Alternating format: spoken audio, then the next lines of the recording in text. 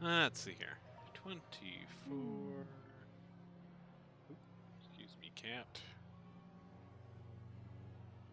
He says you're not excused. Ooh, okay. 24 is. What is something that you are ashamed of?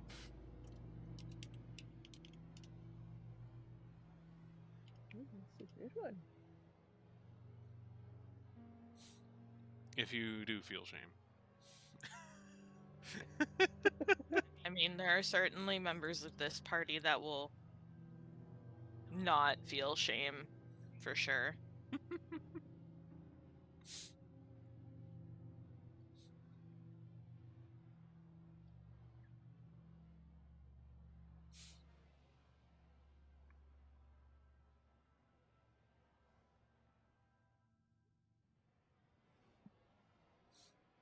That's a good one.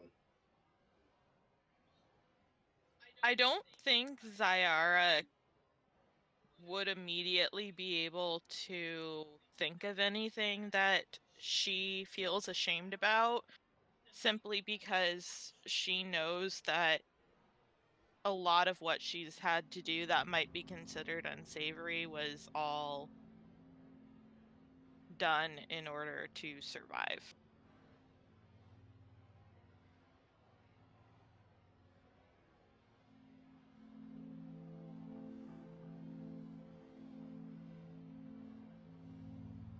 Okay. Well, I have lofty goals for myself. I do have an understanding that knowledge and power comes at costs that can be small or great, but also carry a moral burden. And while I acknowledge this, it does not stop me per se, but there is shame that I will have to deal with before I think I can manage it. That's a good answer. All right. I like it. All right. How about you, Jinko? I think Jinku kind of processes and understands shame much in the way that a pet dog understands shame. Okay.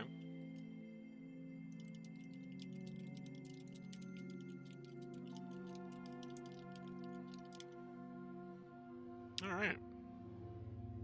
Mix is ashamed that he'll never be as great as me. Should have seen that Hey, what's coming. Mix's intelligence? I'm just curious. Hold on.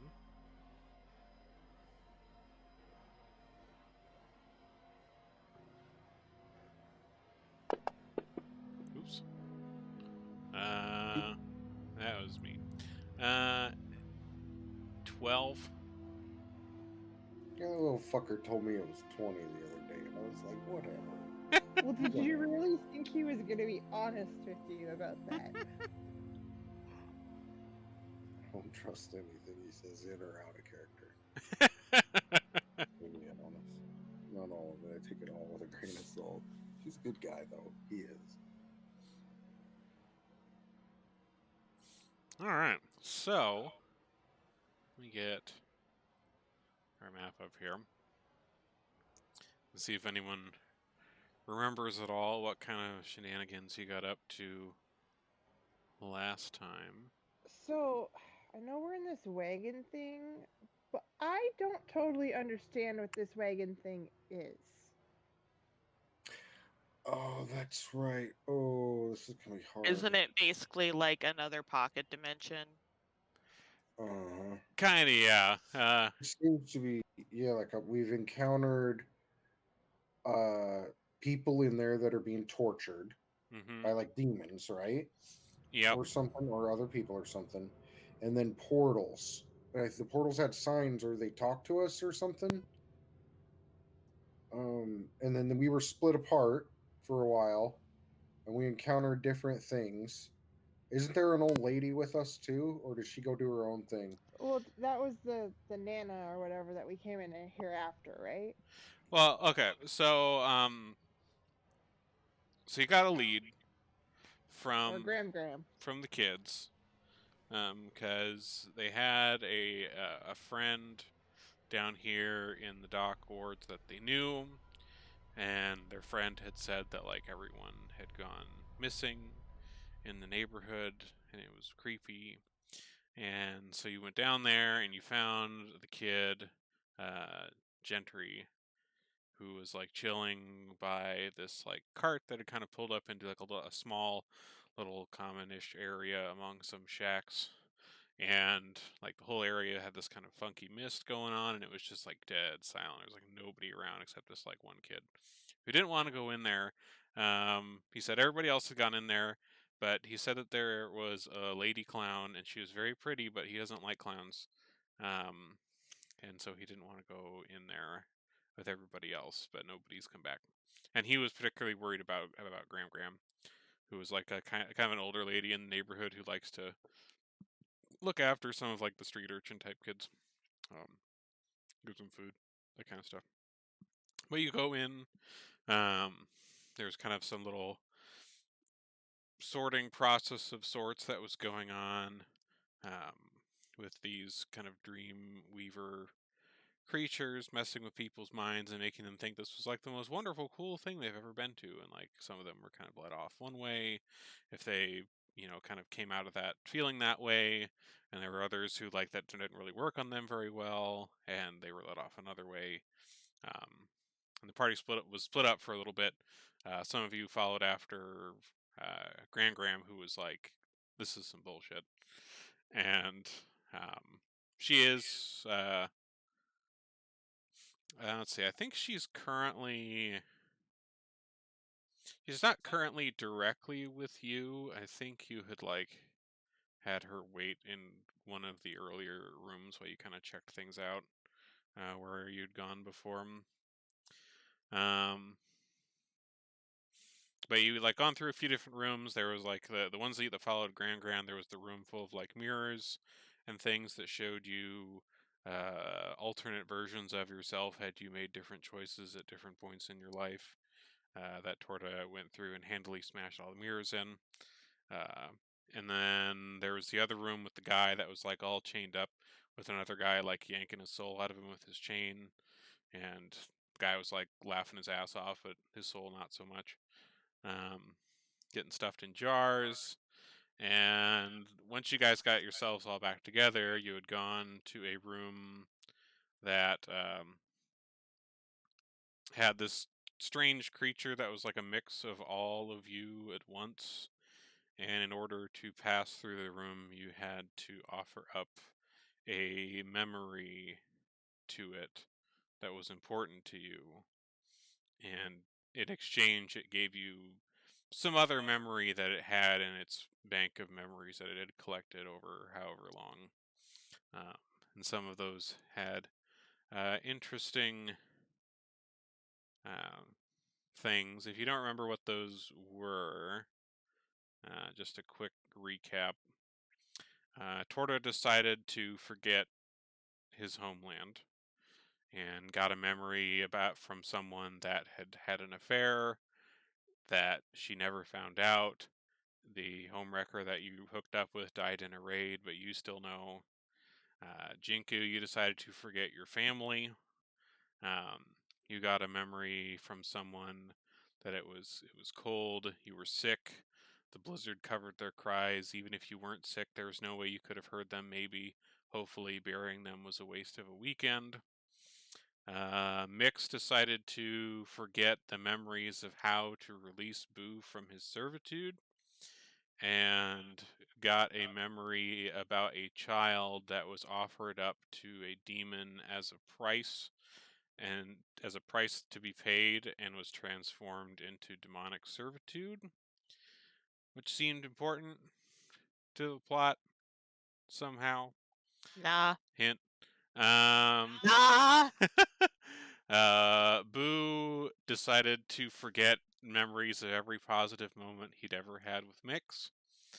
and he got a memory of an old man in a farmhouse in Undercliff who had his home taken over by cultists, and he was forced out into kind of poverty on his own, which was the farmhouse from a long time ago that you guys investigated.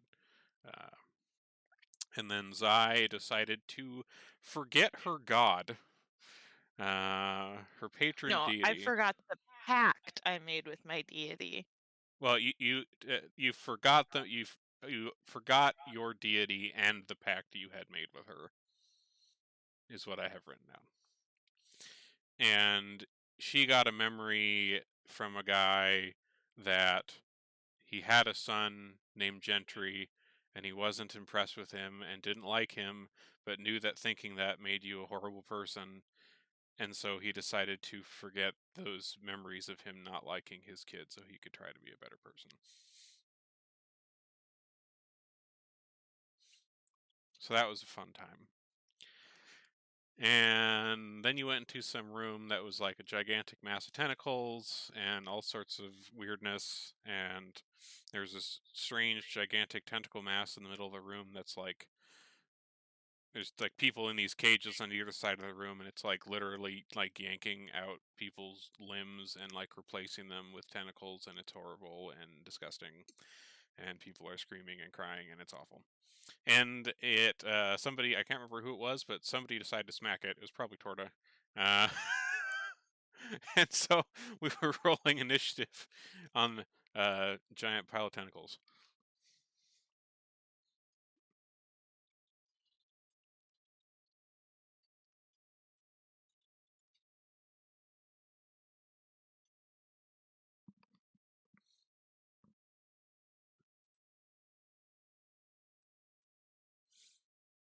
All right.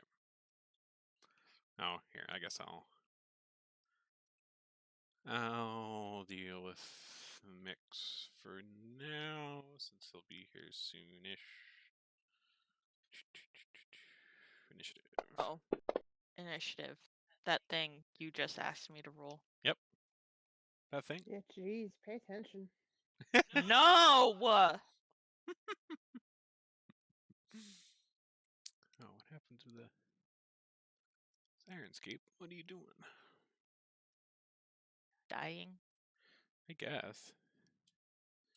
That seems appropriate. I mean, I guess that's true. Hold on, let me see if I can find where I was in there.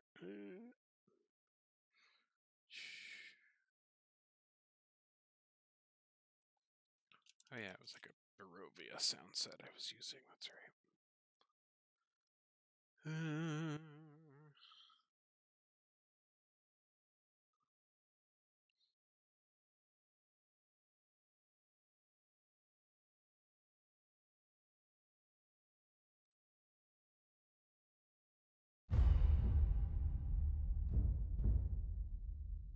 Okay, that's sufficiently ominous music, I guess.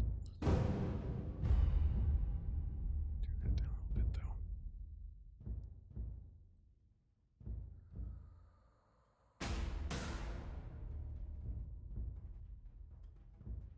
Okay.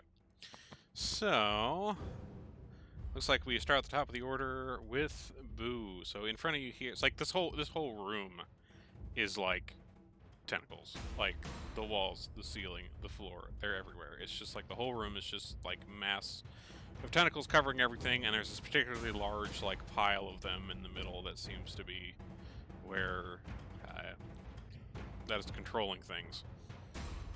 It's like everything is just writhing around you. It's rather unpleasant. What are you doing?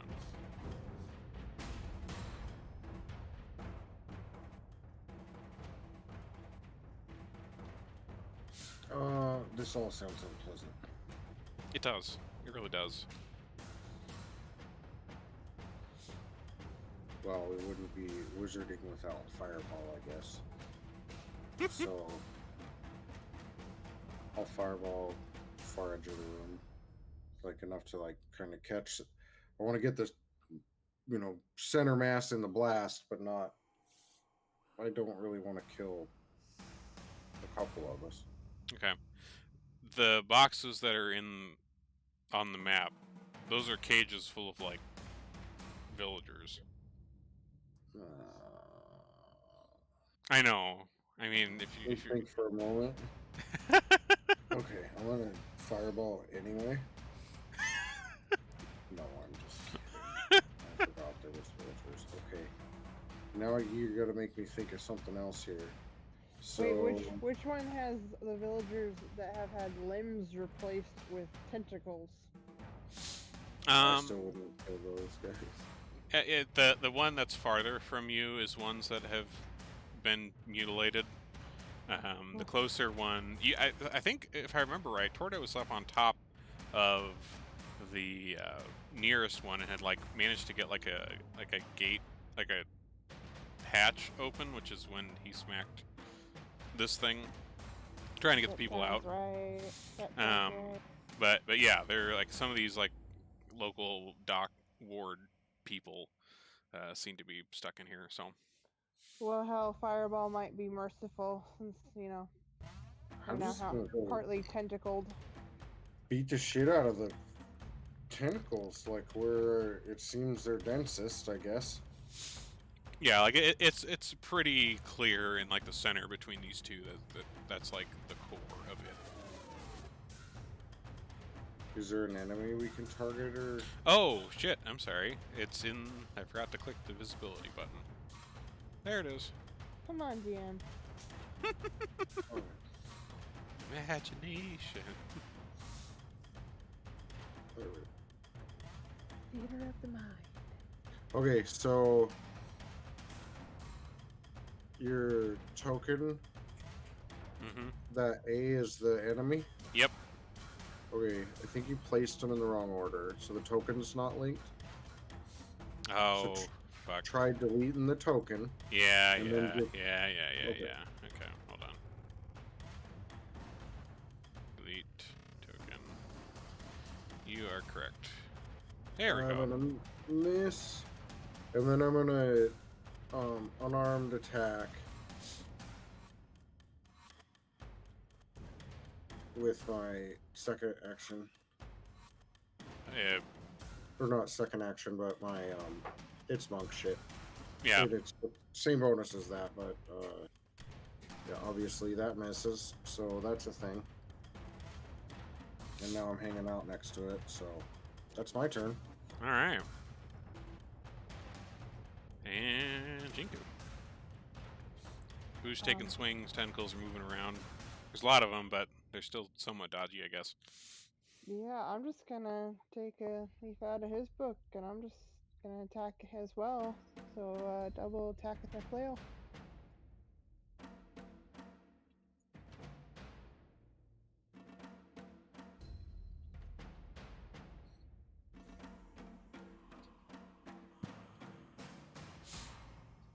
It's my turn. All right. So like as you guys are like kind of stepping up to this and like taking swings at it. So I mean like there's villagers in this cage that have had like their limbs replaced with tentacles, but like in this like kind of main central mass, like the limbs that it is taken from them, it is like shoved into itself. So it's like this kind of horrific eldritch looking thing mix of like tentacles and like actual legs and arms. And you notice that like around on the floor around this thing are like other limbs that seem like somewhat disheveled. Like maybe they'd like been plucked longer ago and then fell off after a time, and so they're being replaced with fresh ones of sorts. It's not great. I don't like this room. It's not a good time. All right, Torno. Oh goodness.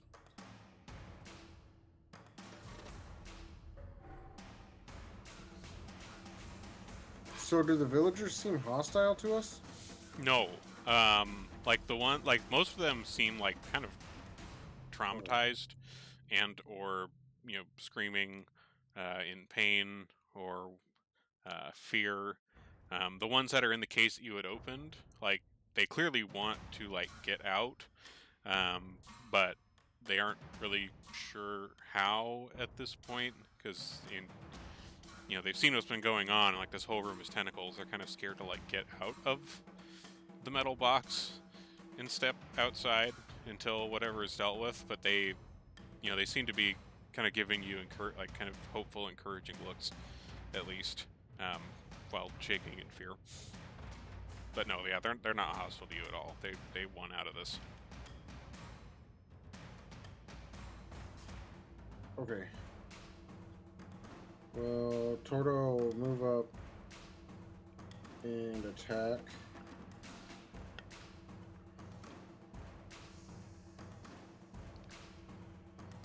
Nice.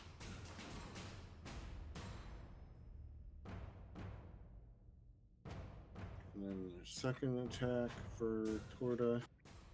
And then their last one here.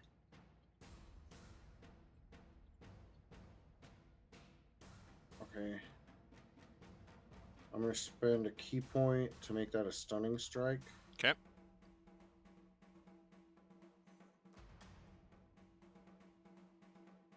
Not great on the damage, but stunning strike. I can spend a key point. You gotta do con save. Okay. The DC is 8, 12, 15. Okay. They failed the con save. What do we do? They're stunned until the end of Torda's next turn. Okay, so does that just mean they don't like take any actions, I assume? Yeah. Well, Yeah. that works out for you. Nice. All right. Anything else? No, that's it. Okay.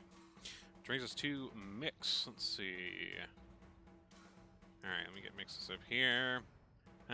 Mix is gonna fire off his witch bolt that he's got. Get that running on this thing. There we go. Nice, and that hits. Nice, dealing a chunky 17 damage to this thing. So as the lightning arcs out and it's kind of rippling throughout this mass. Some of the tentacles and limbs are kind of twitching madly with the electricity. Kind of makes it even more unpleasant to look at than it already was. But at least it seems to be doing some damage. Zai. Hello, it is I.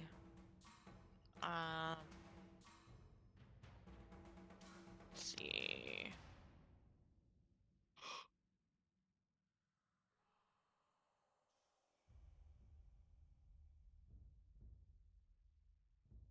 I think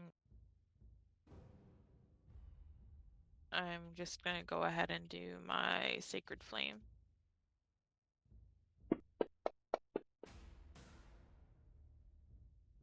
Right, they failed that. Go ahead and roll the damage on your Sacred Flame.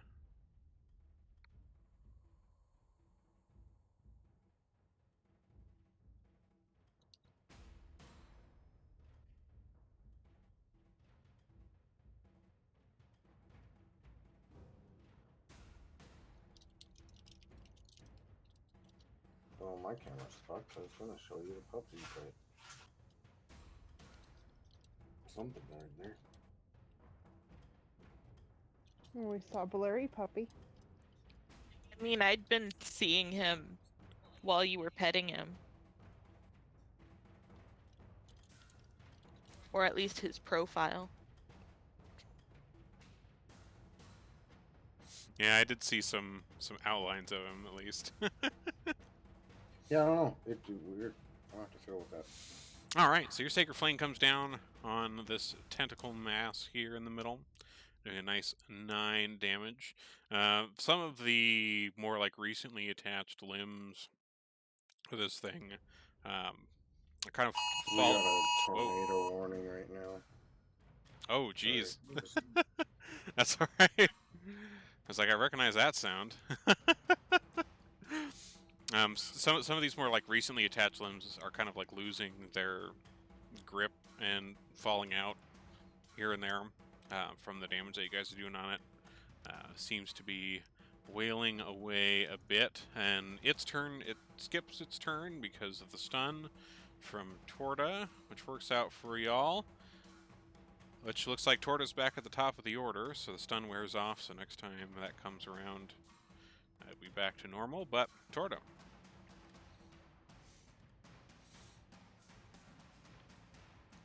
What are we doing? Sorry. I'll do my attacks. Okay.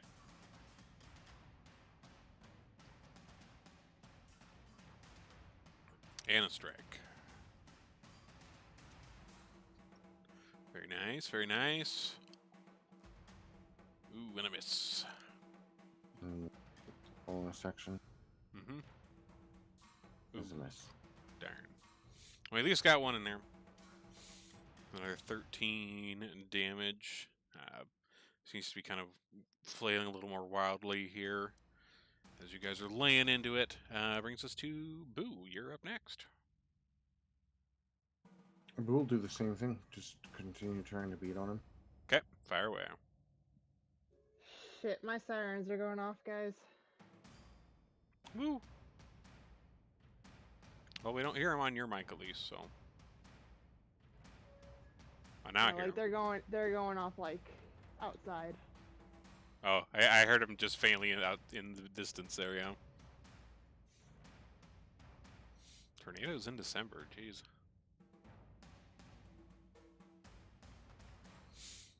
Nice.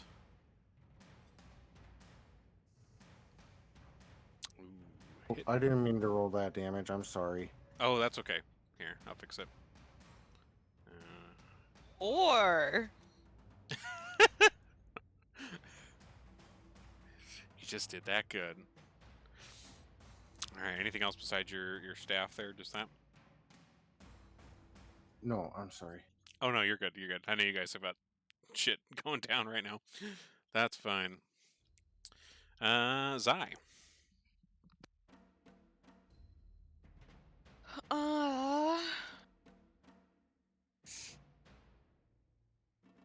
I'm just gonna do Sacred Flame again.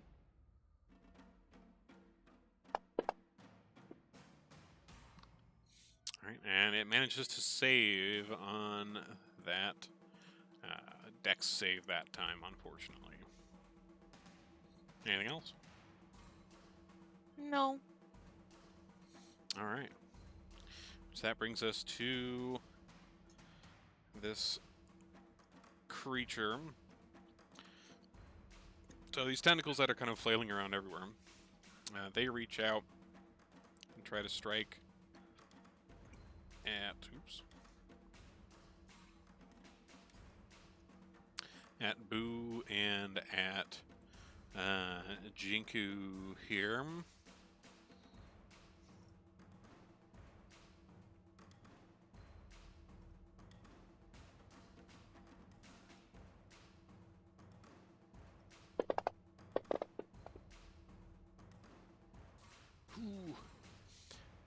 Getting the swing out at you, and one of them cracks at you, Boo, getting a critical hit. Jinku's, however, misses. And for that hit, does a whopping 22 damage to Boo from this tentacle. As it swings across you, like you manage to not get like grabbed by it, but it impacted you heavily and knocked the wind out of you there. When that happens, roll a d20 for me, quick. Just a raw d20.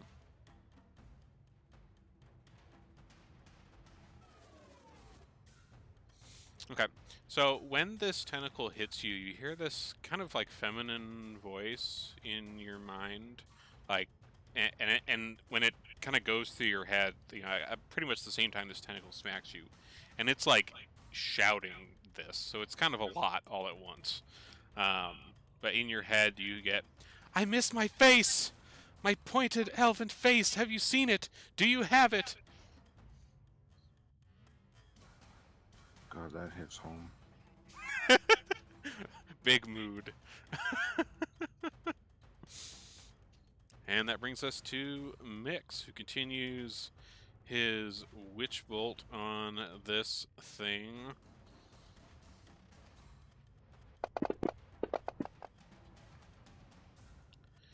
Dealing another 13 damage.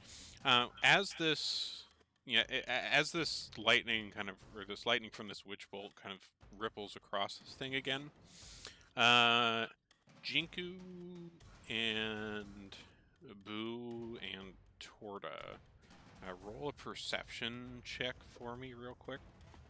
Okay, guys, our siren's going off outside. I'm getting out of the closet. Welcome back.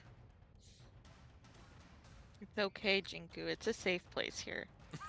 I've honestly, in the 2 years I've been here, this is the first time the sirens have ever gone off, so it kind of spooked me a little. Yeah, I don't blame you. And I guess still, it's kind of surprising. Like December, you don't really think tornadoes. And the cat was freaking out a little bit too. So. Well, yeah, I don't blame him at all. He's still a baby, so he's never gone through it. Ooh. Good old tornadoes. So, if you don't mind rolling for me while I get all my shit out. Oh, that's fine. That's fine. That's fine. Here, let me get your sheet up here. Let's see. Where is your perception? Sorry, weather freaks me out, so when sirens go off, I run. That's fine. Perfectly understandable. Okay, so with those perception rolls, all three of you, like you're looking at this mass in the middle of the room, and as you guys have been damaging it pretty heavily, you almost feel like among like the writhing swarm of this, you feel like you can almost make out like kind of a humanoid shape in the middle of it. Like you can't really get much details, but like it almost looks like there's a person in the middle of all that. Which brings us to Jinku. Okay, I'm gonna double attack again.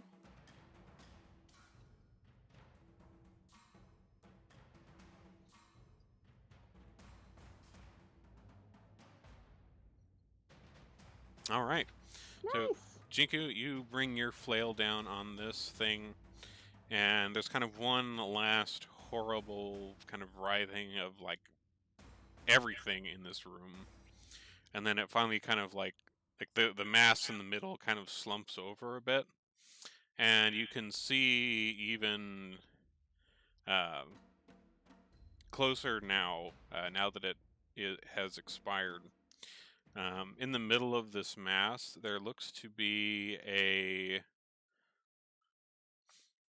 kind of a disheveled, uh, deformed female elf that was like in the middle of this thing, and she was like curled up in like a fetal position, and all of these like tentacles are all kind of like coming out of her, like mostly like kind of like out of her back, and expanded into this entire room, but it seems like they were all coming off of her.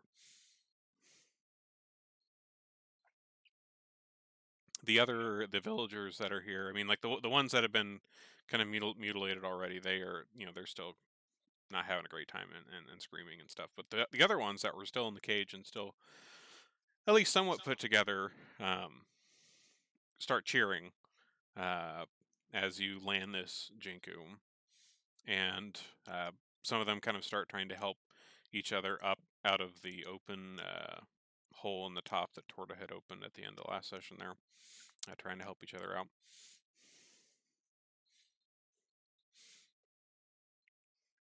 The room is a lot quieter now that the walls and the floors and the ceiling and everything aren't moving. Aside from the pain.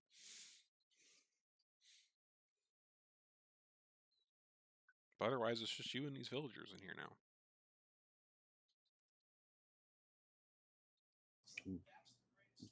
Can we open the cages? Oh yeah.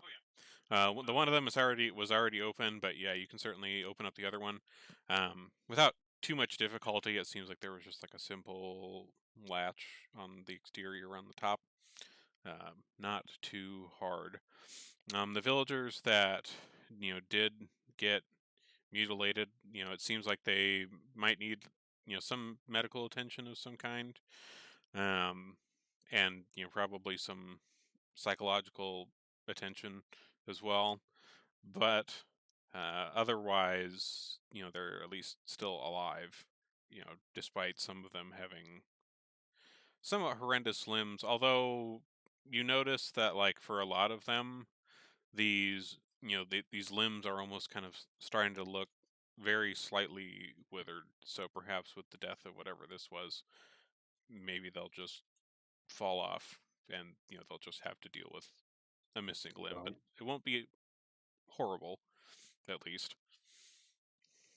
I tell them all about our tavern to have them come have a drink when they're thirsty and have money. It's a good place,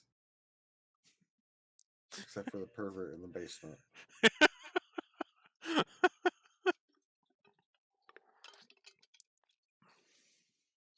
They, they're happy for the help. They aren't quite sure what to think of a tavern advertisement after being saved from a horrible tentacle monster. But some of them kind of nod and mention that they'll think about it and thank you for your assistance. Now, one of the ones that was in the closer cage, the ones that hadn't been messed with yet, kind of turns to you, Boo, and it's like, do you know the way out of here?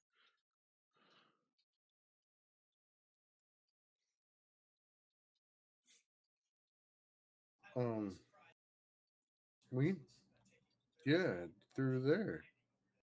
The portals, you walk through them, right? Yeah, you can walk through those various kind of weird portal doors. Yeah. Yeah, you go through those. That's how you get out of here, guys.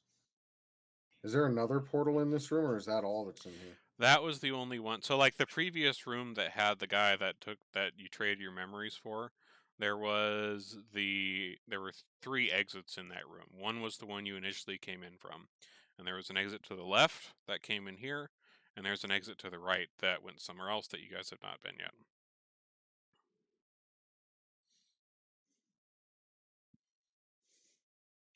But at least in terms of where the one you came from goes, like, that leads back. There was like kind of a central hallway that you'd all had met up in after you got split up for a little bit. You aren't entirely sure where to go from that hallway, because one of those doors led into like that mirror maze that you fell into, and the other one goes into the room with the guy getting his soul yanked out, which you got teleported to. So there isn't really a super direct route that you're aware of right now, but at least maybe being in the hall, there's at least nothing in there. It's just a hallway. So some place to be that isn't awful for now. I mean, I don't mind it here. I mean, it's certainly not quite as bad now that everything isn't wriggling. It has its charm if only, some of the present company would leave. But was there other bits of this place that we had yet to discover? Yeah. So if you go back through this door, you end up in the room where that like strange chimera creature of all of you is sitting. There's another door across the way in that room that you hadn't gone to. Which if you do go there, here, let me move you guys. Oh yeah, I forgot this is. Hold on, I gotta turn off the line of sight stuff because that makes things weird.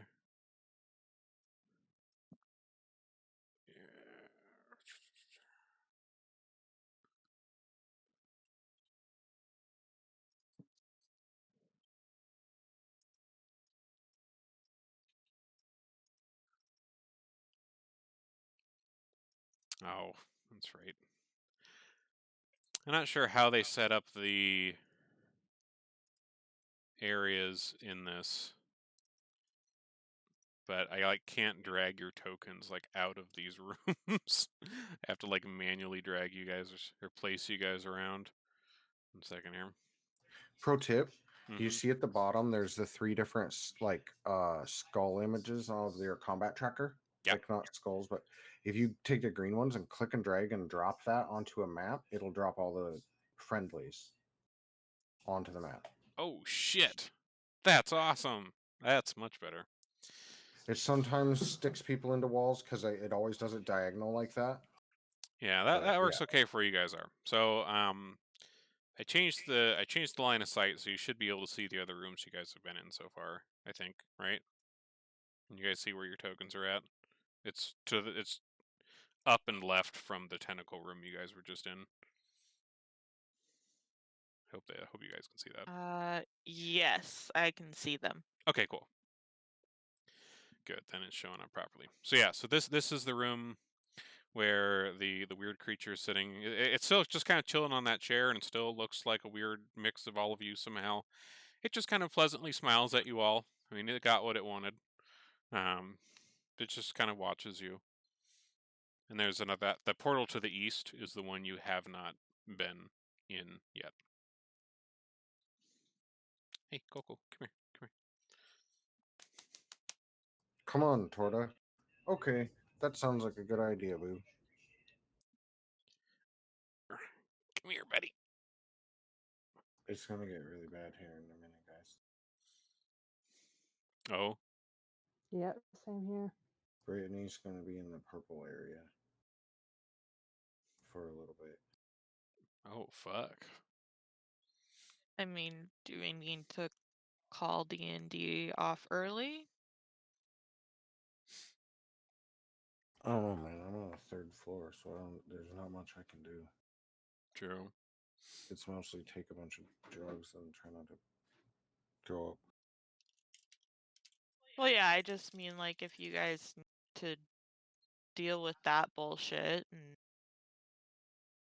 Torta just won't gonna go be sit in the here. closet. Yeah, I wish I could get in the closet. I ran D&D from the hallway before. Yeah. Use a Discord. Yeah. I mean, if like things start flickering, I'll just say something and Okay. whatever. Like Okay. I'm just gonna put myself in a position where I can quickly get where I need to go to safety if shit gets bad. But like we're fine. We can keep going. Okay. Oh yeah, you guys really have a nice line of storms down there. I just figured I would offer that Yeah. we could stop for the night No, if you needed to. honestly, it's gonna keep me calmer if we keep going. If we stop, I'm gonna freak out.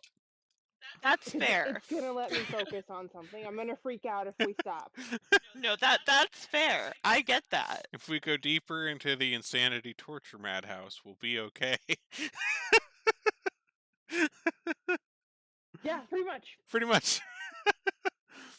Okay, so if you guys head to the east. They just disappeared. Yeah, that's because if you're moving to the room to the east, I'm going to have to replace them all in the east. So I'm just going to move them there preemptively. Boop. Oops. Let's not do that. Ooh, why did they do this for this module? Oh, that's how it's placing them. I need to. Oops. Do this. There we go. That's better. Okay, so heading to the east, right? I never actually confirmed, but Sure. Where else can you go? You're in a pocket dimension. Not a lot of options. So the room to the east is if you kind of scroll your map over to the right, you should see yourself over there now.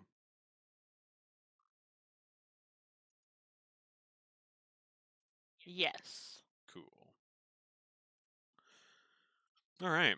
So you guys step through another one of these strange laughing mouth portal looking things, and you find yourself in what looks to be a pretty comfortable bedroom.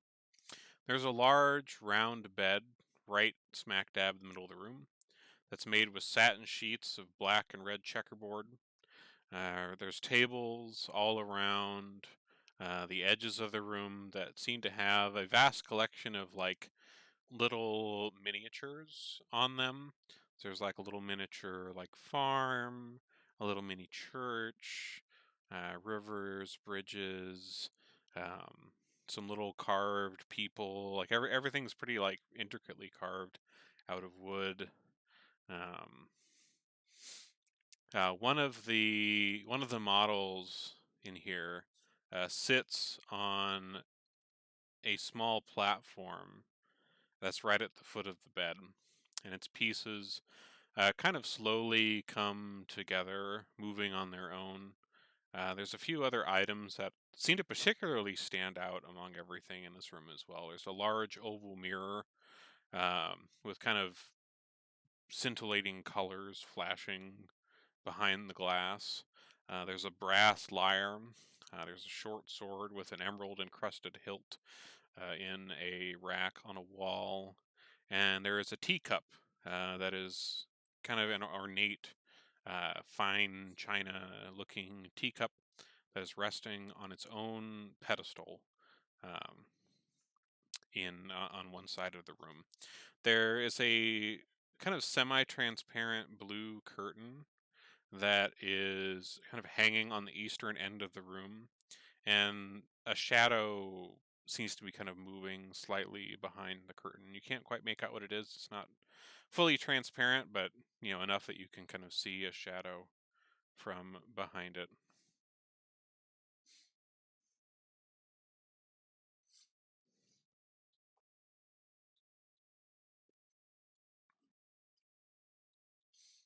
Well, I'll go see what's behind the curtain.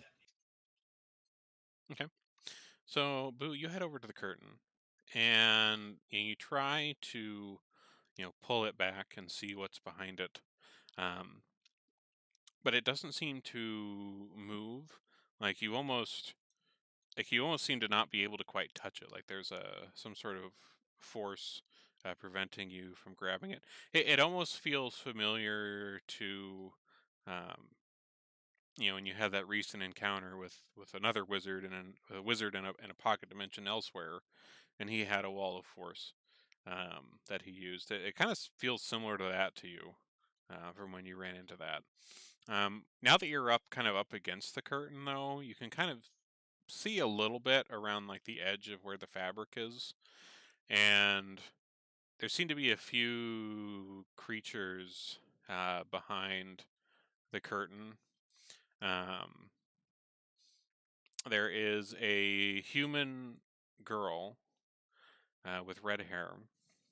There is also a rust monster and a hook horror. And behind this wall, they all just kind of seem to be chilling, all three of them together.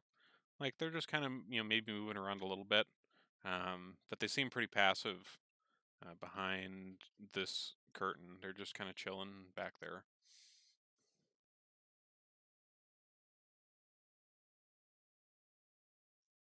Well, that's weird. Indeed, it is. I'm gonna take an action while I think about it because I'm almost dead to cast mage armor on myself. Okay. What does major armor do? Just mage armor. Oh, mage armor. Oh, duh, It, of course. mo- This is something I am stupid and should have taken long ago, but picked up out of a spell book, thankfully, Right. which in combination with the staff makes my AC 19. That's true. Because, Yeah, you do have the nice staff now. yeah, and then I just need to murder Mix and steal his robes, and then I should be at like 21. Right. So while Boo's checking out this curtain over here, are the rest of you checking out any of the other stuff in this room? Sayara's gonna check out the teacup. Sure. So you take a look over at this teacup. And like I said, it's like a very fine kind of porcelain teacup. It's ivory in color and it's exquisitely detailed with kind of nice gold filigree kind of along the edges and in little designs on it. It's resting on its own on a 5 foot tall pedestal in like the northwest corner of the room, um, which, seems strange that it's kind of on its own thing there. Like you don't seem to notice anything out of the ordinary about this teacup. It just seems like a Can I regular use cup. detect magic? You can. Okay, I use detect magic on the teacup. Okay. You detect magic on the teacup and no magic funny business at all. Hmm. Seems like a teacup. Sayara picks it up to look at it further. Okay. You pick it up in your hands, kind of turn it over, kind of admire the craftsmanship. It is a very nice teacup. Um, Nothing happens. Um, just seems like a nice cup. Although, roll an insight check for me as you're kind of just looking over this cup.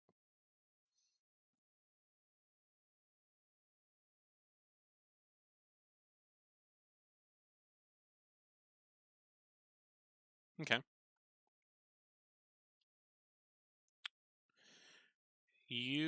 As you're kind of turning over this teacup, trying to like figure out what's up with it, the only thing that you can really think of is, maybe this teacup has some sort of emotional value to whoever's room this is.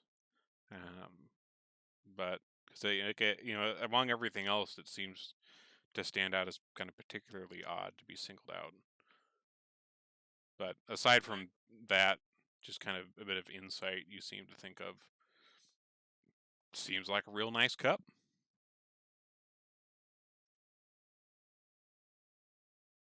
Sayara takes a spare pair of gloves out of her bag and wraps up the teacup and puts it in her bag. Quality find. All right. There's confirmed touchdowns about 2 miles west of you, Brittany. Oof. Oof. Oh, great. That's fun. So make sure your cat's with you. He's right here in the bedroom. Okay. Oh, good. He's staying calmer than I am. Give him a snuggle. All right. Anything else in the room you want to check out? There's like that mirror, the sword on the wall, a lyre, the bed, and all the models of stuff.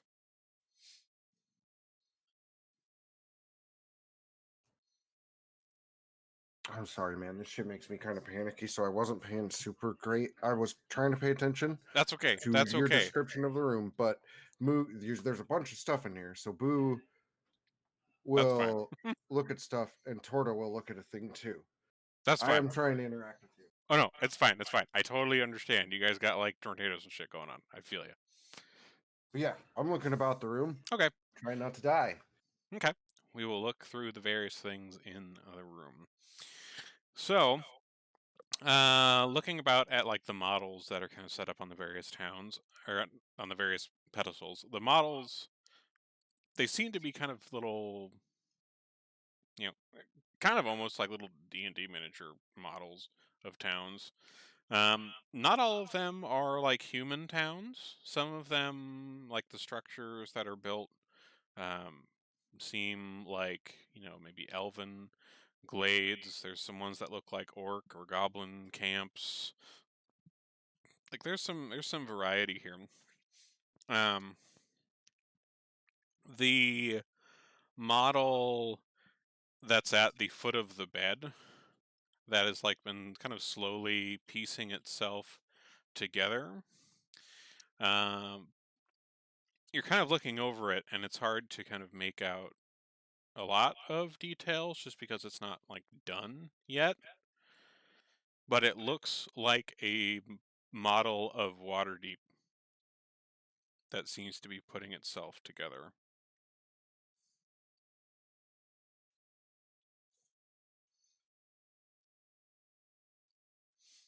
And you notice like kind of around on the floor, like as it's putting itself together, like you look around on the ground, and there's like hundreds upon hundreds of like little pieces that are just like in piles nearby that are kind of slowly floating towards this model of Waterdeep, slowly piecing it together.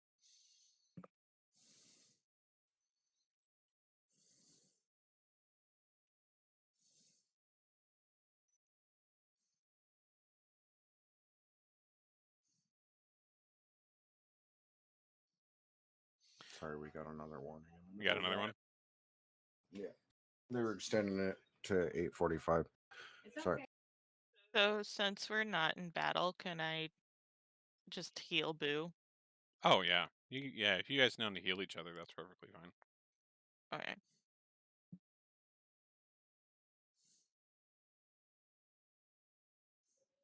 Okay, sirens are going off again here, guys. Okay. Good times. Thank you, Sarah. I appreciate the blessing that you have bestowed upon me.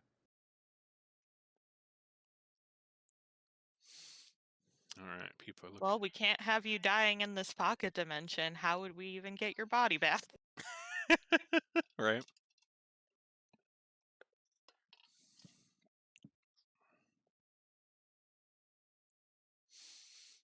So as you guys kind of continue looking around the room at the various items that are in here,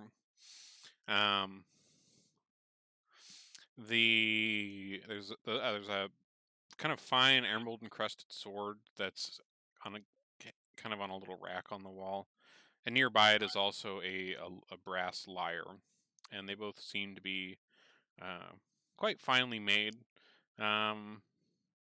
Nothing particularly noticeable about them. Hi, Uh, Baza. Hey, welcome. Sorry, guys. Traffic was a bitch. Oh, no worries. That's perfectly fine.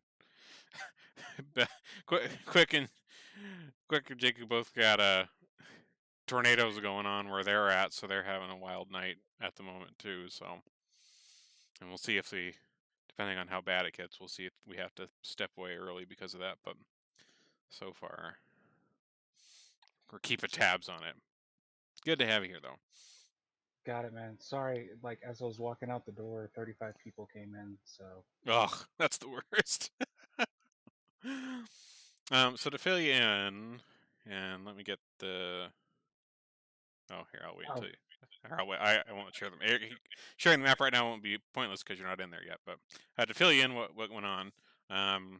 So last time that we left off, we were in that room chock full of tentacles and villagers being mutilated and stuff, and you guys were trying to get them out, and then kind of started a fight with whatever that was. You guys managed to beat it. It wasn't particularly tricky. It was a hentai tentacle monster. You can say it. It kind of, I guess. You guys found that in like the middle of like the kind of central mass of all the tentacles in that room, there was like a elven girl that was like kind of disheveled. That seems to have been like captured and put in the middle of this thing, and like her delusions were kind of driving it, from what it seems. So that's fun. But you managed to rescue all the villagers that were in there and kind of get them at least out of that room for now. You still don't really know a way out of this place, but perhaps that will come. Cool. Just Where roll, I'll figure it out. Yep. And where you guys went now, like you went across the hallway into another room that's like a really fancy looking bedroom. There's a bunch of various things in here that you guys are currently in the middle of checking out. So, yeah. So nice emerald short sword and a brass lyre on the wall on racks that you can check out, or yoink if you're so inclined. Other things that are in here that you're looking at. There is the mirror. If one of you is checking out the mirror here, the glass, as you step up to the mirror, there's kind of this shimmering of color behind it as it catches like the lights. A little more so than like a regular mirror would. And the glass itself, you notice, seems to be a little warped and bowed. So it's not a perfectly flat a mirror. It's almost a bit of like kind of a funhouse looking mirror. Um, when you step up to it, you notice that. Oh, you're in here now. Let me get you the map. There you go. When you step up to the mirror to take a look at yourself in it, you look kind of horribly disfigured, like almost monstrous, as you're looking at yourself in the mirror.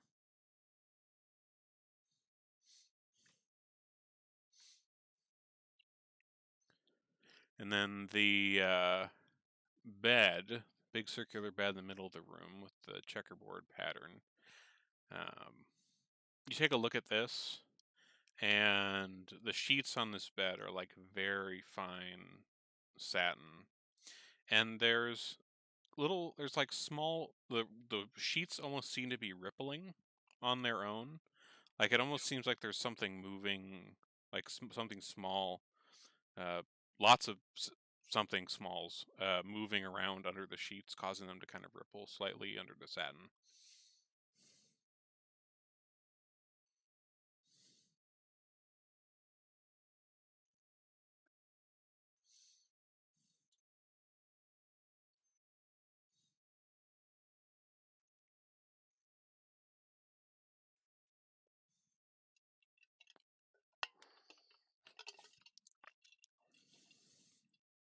You do anything with any of those?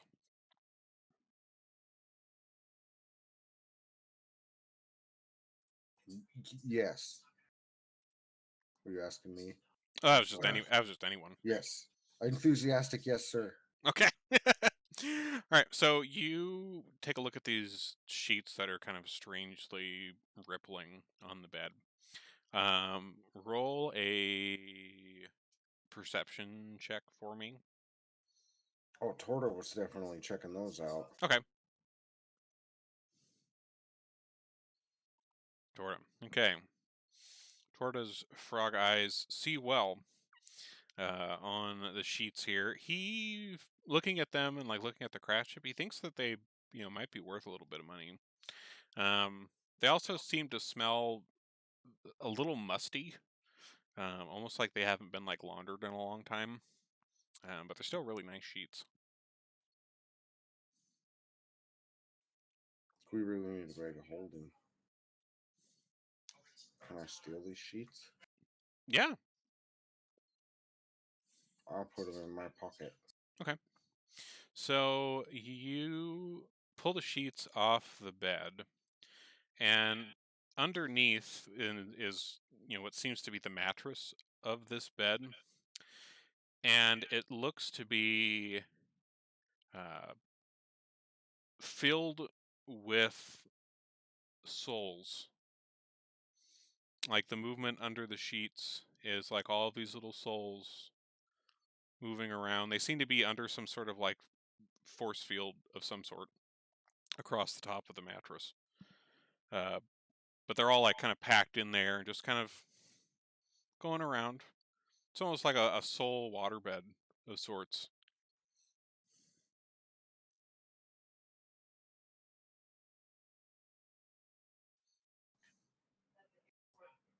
What? I don't. It's mind blowing. A waterbed? I don't. Boo. Looks like you found yourself a new bed, man. How do you expect to get a bed out of this cart? Well, Let me think on that. We'll leave the bed here for now. All right. All right.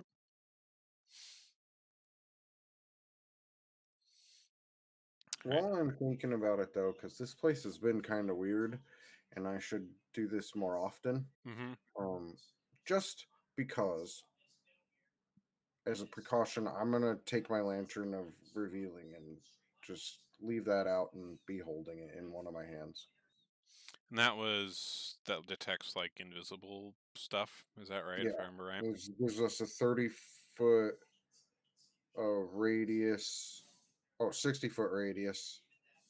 And then invisible creatures are visible in a 30-foot. Okay. Okay. We whip that out, and you don't see anything that's like invisible in here.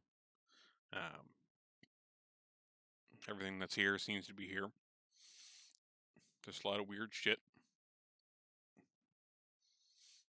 And this whole waterbed. There is another door, or is another one of those portals in this room on the northern wall that leads somewhere else. Well, we can't get into the VIP room, I guess.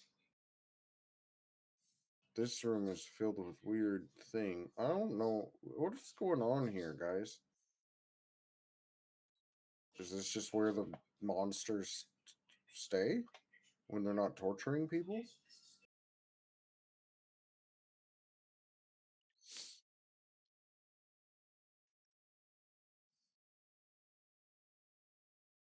All right then. How And come I'm getting a Little Shop of Horrors vibe off of all this? I mean, it could be the room of whoever runs this place. There was that pretty clown that Gentry spoke of.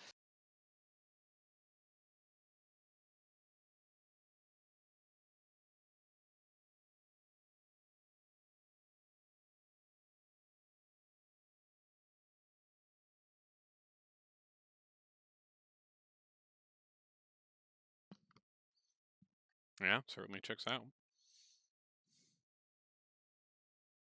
we will,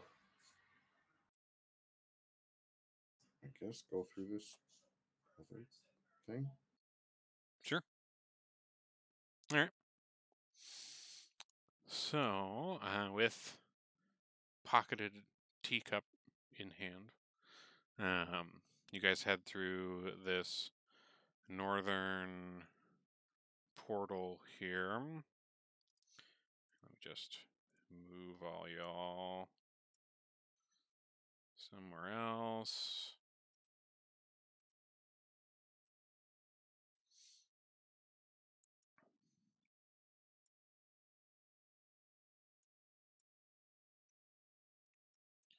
Okay, let me just adjust the masking here.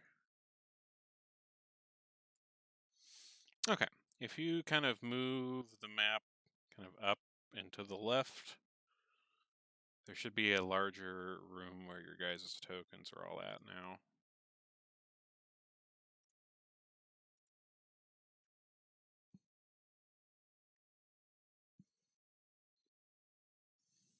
Hey, I'm really sorry to be so disruptive.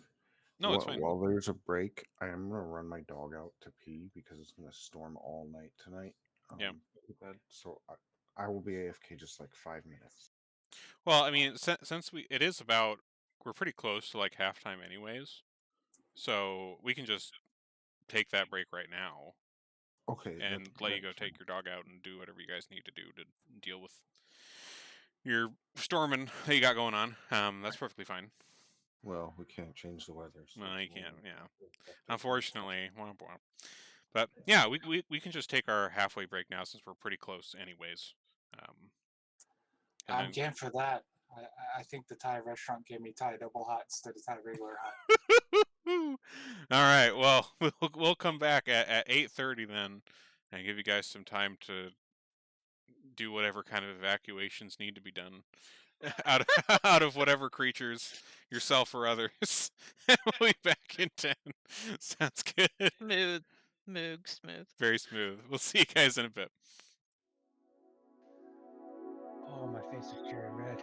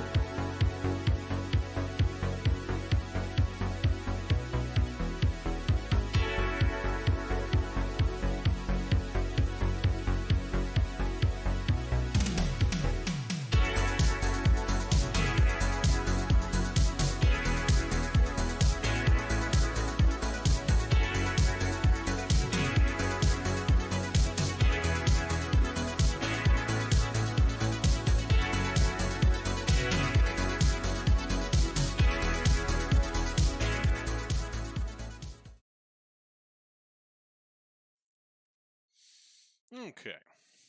Welcome back.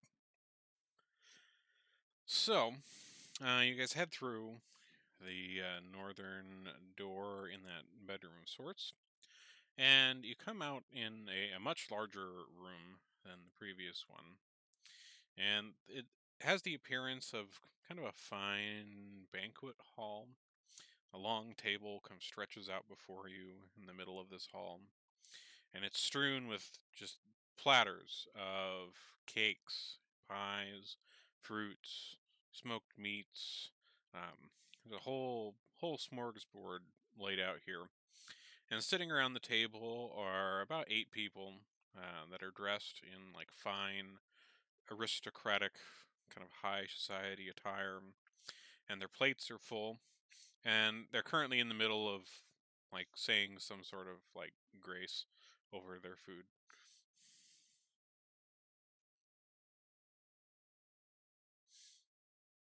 Is there any tarts? Among them, yeah, there are tarts among the various things on the platters. You know what happens here. Tort pulls up chair. Okay.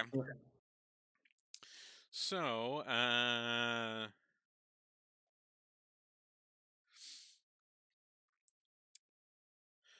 Tortoise sits down, reaches for the nearest platter of tarts, grabs one, shoves it in, and needs to roll a Constitution saving throw and a Wisdom saving throw. Yeah, I should have seen that coming. They're just real good tarts. We're in a fucking pocket dimension on a wagon. The tarts.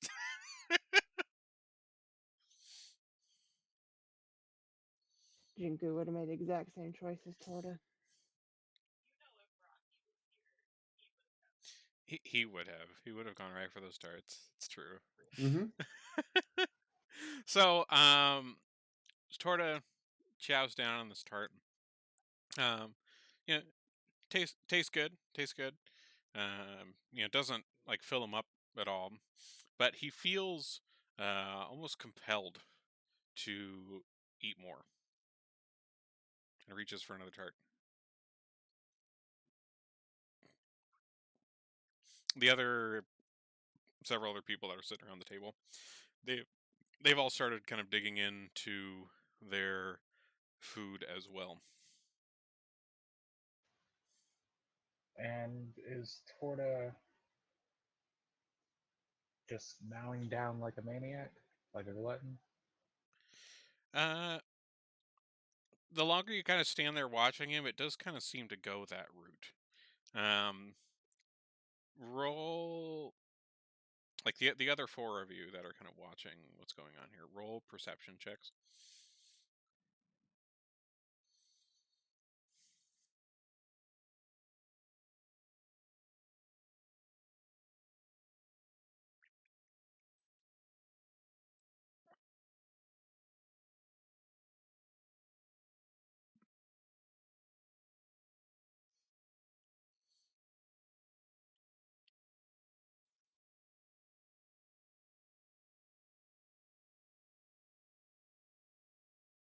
Okay.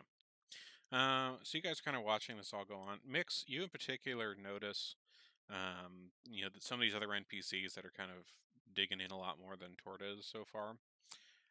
You seem to notice like visible weight gain going on with some of them as they are eating this stuff. Um, they're all kind of like talking amongst themselves and kind of making various exclamations of "Ah, this is so good!" And some of them are kind of turning in the direction of you all that are kind of standing here awkwardly by this table, watching your one friend eat all these tarts, and they're like, "Come on, this cherry pie is amazing. They got blood pudding. Sit down, have some." Um, I'm trying to figure out if I can share this with Torta or not. What are you doing? What are you thinking? I'm thinking. I'm reading up on my dual mind ability. Okay. No, I can't share it. But basically, wisdom saving throws, I can use reaction to get advantage. I'm gonna mind link with Torta, Okay. and I think I can knock him out with. You know he doesn't like that.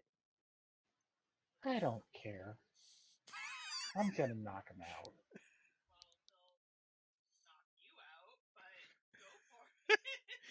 Defense is the faster with the trigger finger there.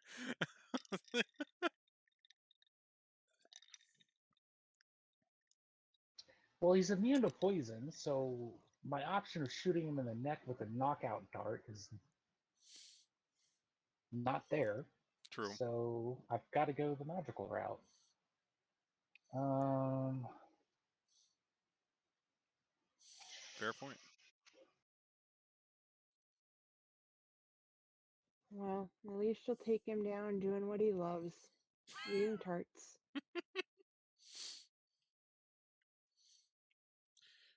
Well, while all this is going on, quick roll another con and wisdom save on Torta as he's still eating stuff.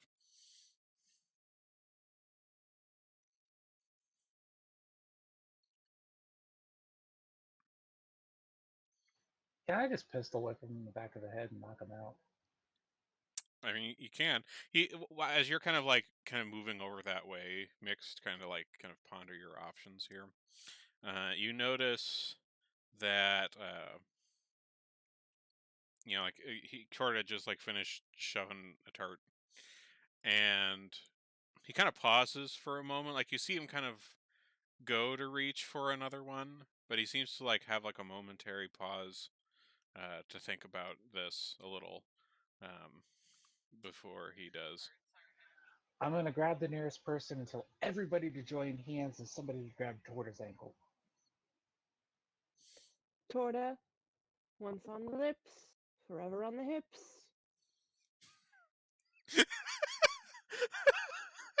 Does everybody do what I say? I'm like, let's all join hands and praise the makers of this fine feast.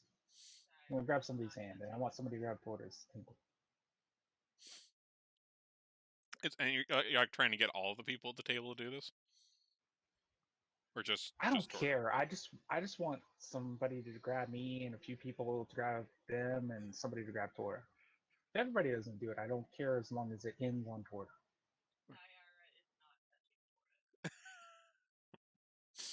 Sarah, I think you might be muted. I don't think I can help with this, and I don't I want said to touch. Zyara is not touching. Oh, Oh, no, y'all don't. Jinku's been slapped by Torta enough. She ain't touching him. None of y'all actually want to touch me. Let's just say that. Well, that's not what you're asking us to do, so you're asking us to touch Torta, which we're not willing to do. No, I'm asking the people who are sitting at the table to touch me. I grabbed one of them. I'm asking them to link hands and touch Torta. So he Oh, I gets see. the tail end of what I'm about to do to try to knock some sense into him. Okay, sure. Let me just do a quick roll here. I can roll a performance. I have advantage on that. So You know what? Yeah, go ahead. Go ahead and roll performance. That would be good for this. Go ahead.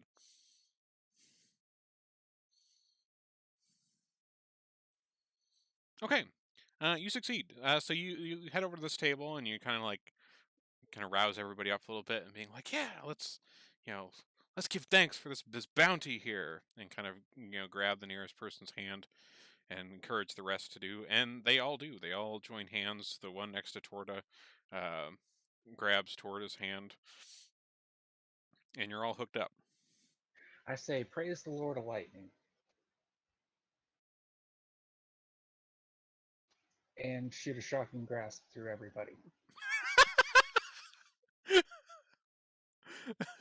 All right. Let's see. Let me do. Just roll a couple things here.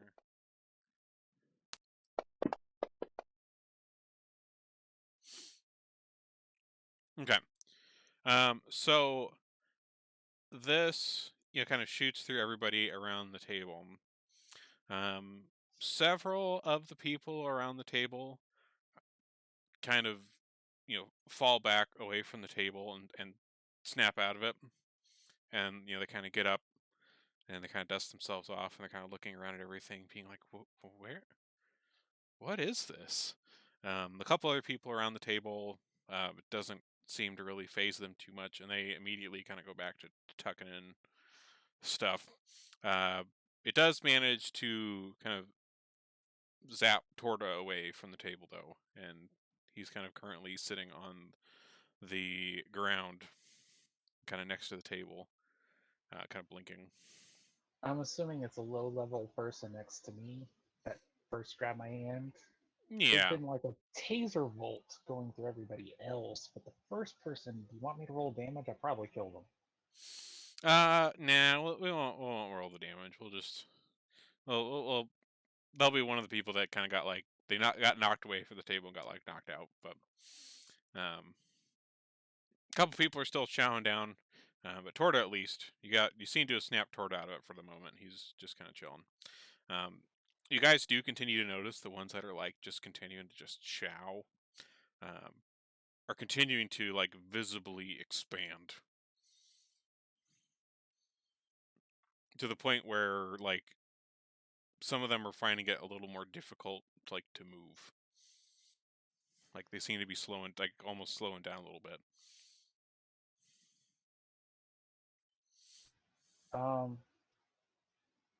I'll do a lightning lure on the rest and yank them away from the table. I didn't want to do it on Torta because that will do damage no matter what. Mm-hmm. So if I kill them, I kill them. They're gonna die anyway. So I'm gonna start yanking them away from the table. Okay. It's DC 14 strength save. Okay.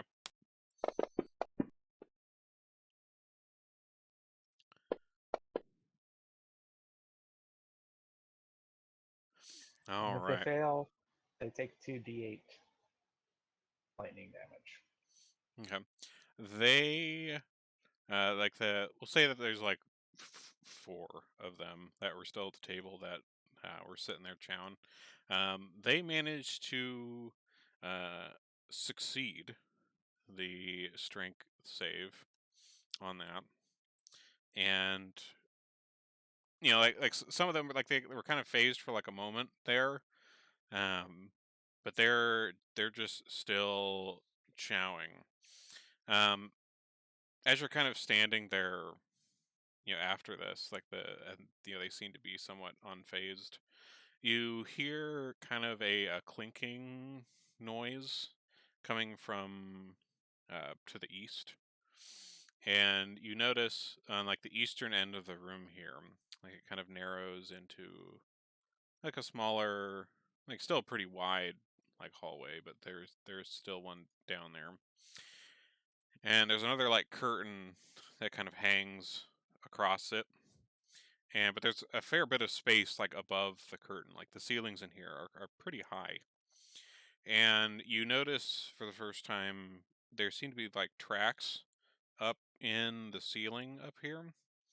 And coming out of whatever adjacent room on a track looks to be a hook. And it comes out and kind of lowers down and like catches like one of these people that's still at the table and yoinks them up into the air, much to their protestation. Not so much from a pain aspect of it, but more of they seem to be like compelled towards this food on the table, and like they're like kind of scrabbling at it, trying to like reach for it as they get kind of hoisted up by this hook and get pulled along the ceiling to the east.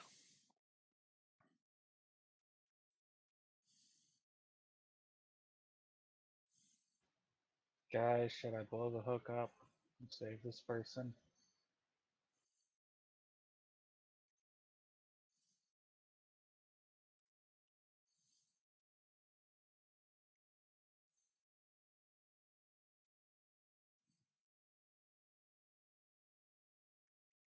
So they're basically been fattened up like lambs and going to the slaughter. Pretty much, yeah. That's the impression that you get from it, is that they're getting stuffed up like pigs and hoisted off somewhere to the east for something.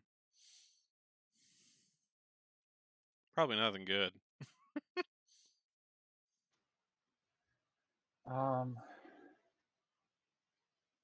Can I shoot an Eldritch Blast at the hook or the track system and blow it up? Yeah, you could certainly try to disable the hook on the chain that's coming out the system. Yeah, sure. I'll do it. I look at everybody and be like, this is getting old.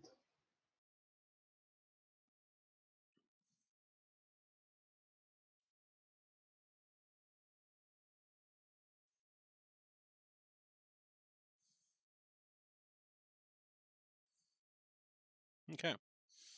All right, so you blast in the direction of this track, and you do manage to hit like some of the track on the ceiling here, um, and like it doesn't quite hit this particular hook, and that continues and eventually goes off to the east, but you've damaged like the track kind of behind where it was, so if like another hook came out, it would either kind of fall off the track or get stuck.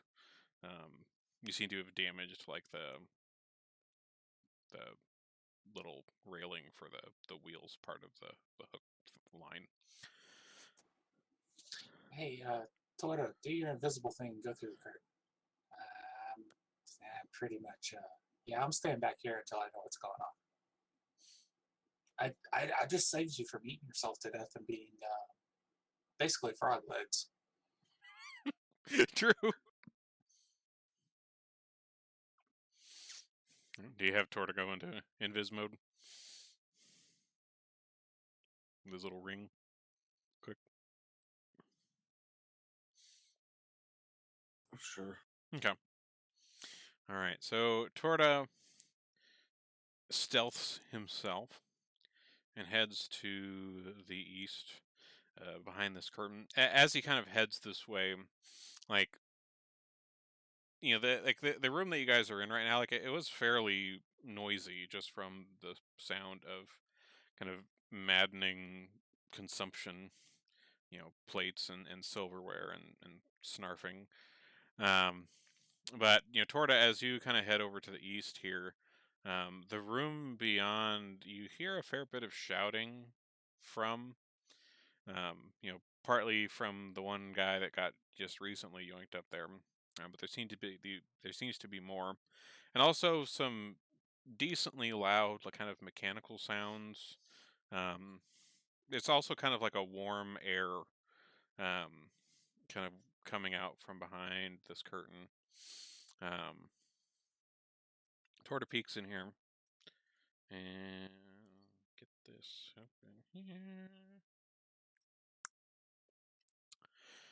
So in this room to the east, in the middle, there is a massive contraption of some sort, smack in the middle, and the tracks that these hooks came along passed directly over it, and they seem to like stop over like a chute on this thing, and you can see that there's like the guy that just got yoinked up in here. There's a couple others that were kind of in line before him as well that are up there kind of wriggling and shouting and protesting, and they one by one kind of get lowered into this. And Torta, you see that there's kind of a conveyor belt coming out the backside, and in pretty short order coming out the back you see like pies and cakes and meats and other things, all nicely cooked. Kind of looks like all the stuff that was on the table, um, just kind of popping out of this infernal baking machine of sorts. You also notice around the room, like there's a few different counters where various things are being kind of prepared, and there are kind of humanoid creatures standing around that are preparing, various foodstuffs, and they all have, like, their bodies are human, but their heads are various animals, like pigs, goats, cows, chickens. Um, they all have animal heads.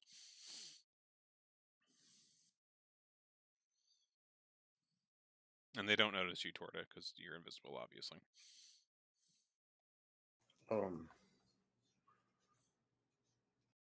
Weird.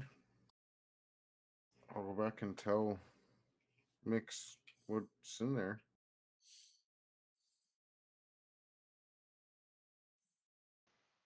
If he tells me he's telling the whole party, and I hate this place.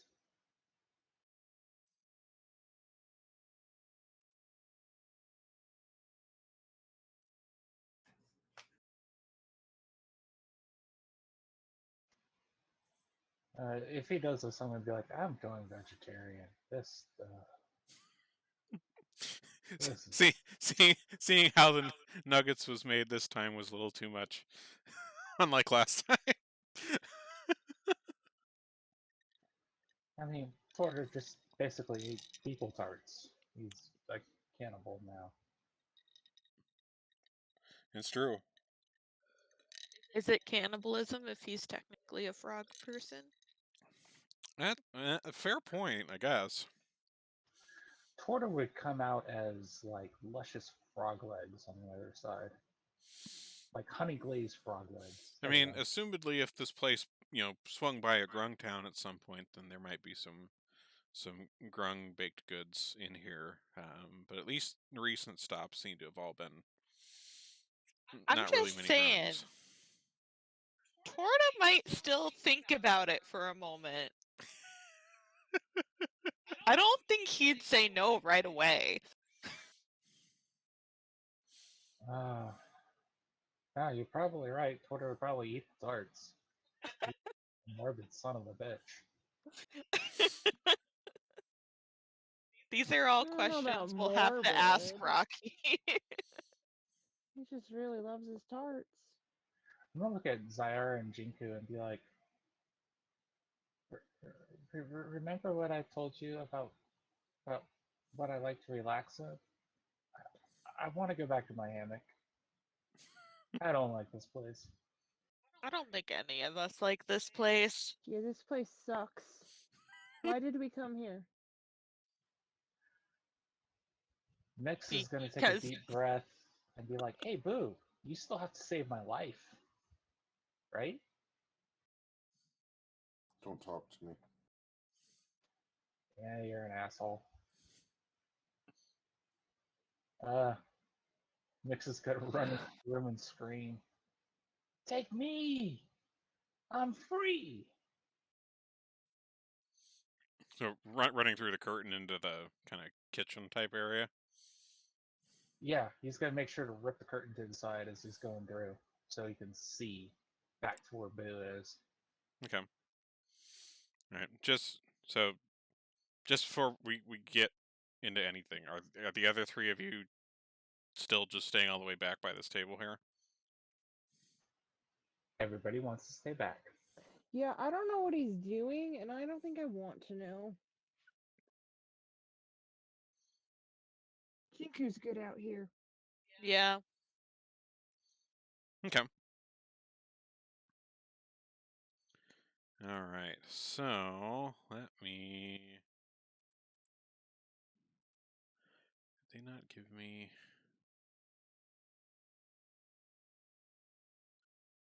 Hold on.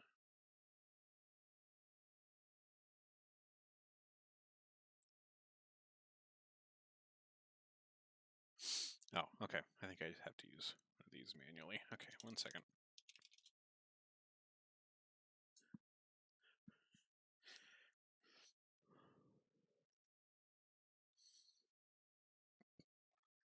Okay.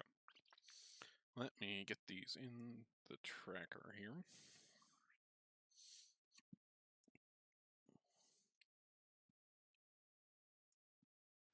And I'm going to forego everything. I want everything in this room to attack me before I do what I'm going to do. Okay.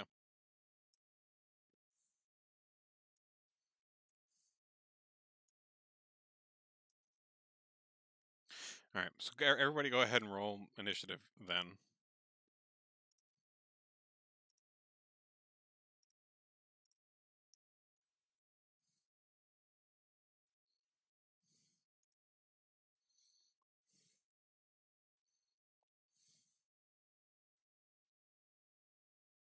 Okay.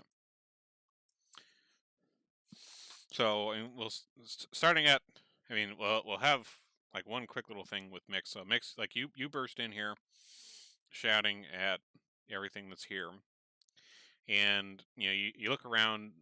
This is the first time that you've seen this because Torto's the only one who really poked in here, and you see the sight of these kind of humanoid animals here that are all preparing various things, and like almost in unison, like as you kind of run in here and shout, like all four of them, like their eyes immediately lock on you, and they have kind of various kitchen implements, like like a cleaver, rolling pin, stuff like that, and they all kind of raise them together to go after you, Mix. But Boo, you see Mix run off, tear this curtain aside. You see him standing in there, kind of in shadow, kind of in front of him though, or kind of behind him though. You see this massive looming contraption, a couple of these overstuffed people on these hooks above them shouting.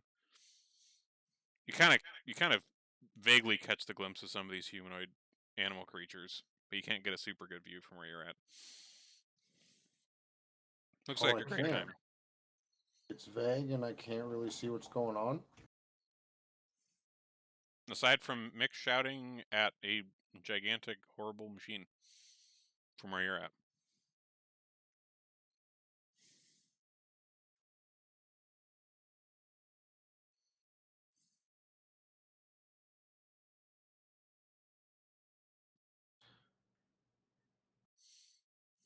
I'm gonna hold my turn until after Jinku's turn while I think Okay. about something. All right. Zahara. Um.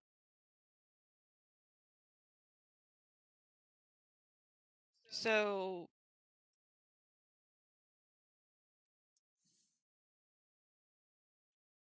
it's just Torta and Mix that are in this other room? Yeah, Mix, kind of jumped right up in there. Torta's like where the curtain was. You can't really see him very well, but you've kind of gotten used to how his like weird little cloudy ring looks on him. Yeah. But he's kind of over there by the curtain. From where you are, you can see kind of at the far back of the room the goat-headed humanoid, kind of staring intently in Mix's direction. There's like a cutting board in front of him, and some other kind of vegetables and stuff that he was working on. Tortoise should have been right next to Jinku because I was between Jinku and Zyara. He came back to talk to me. Like they're all supposed to be back there. Okay, we'll scoot him back a little bit. I'll say he's like there. Okay. So yeah, Sarah, what are you doing? I think Zyara is going to ready a sacred flame, but otherwise stay where she is. Okay. Jinku.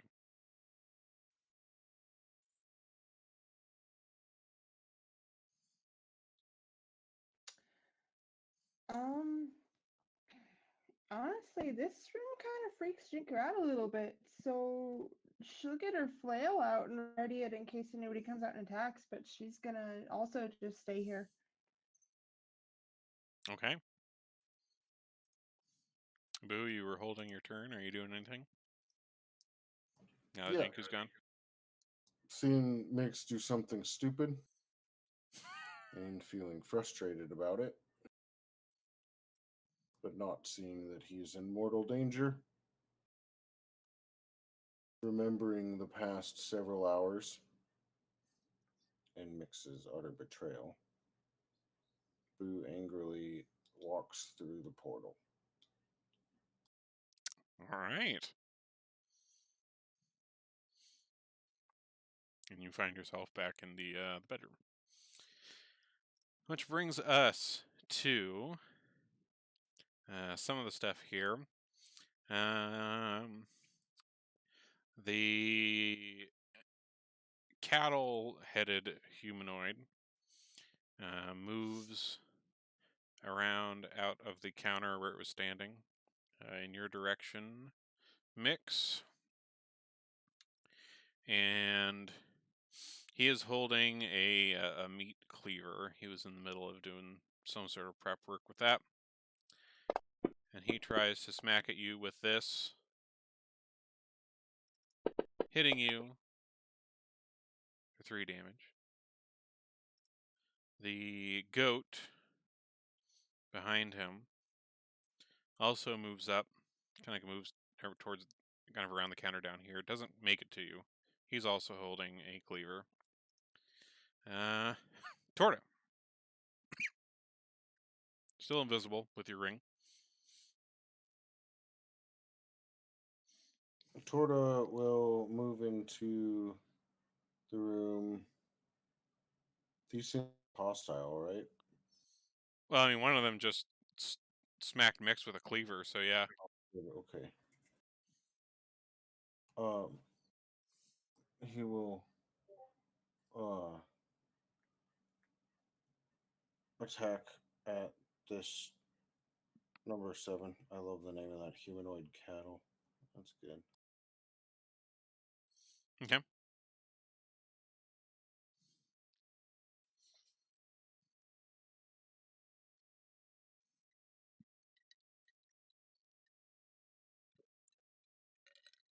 Fire away. Sorry, I was getting. All right. Out the gate with a hit. Nice. And another hit.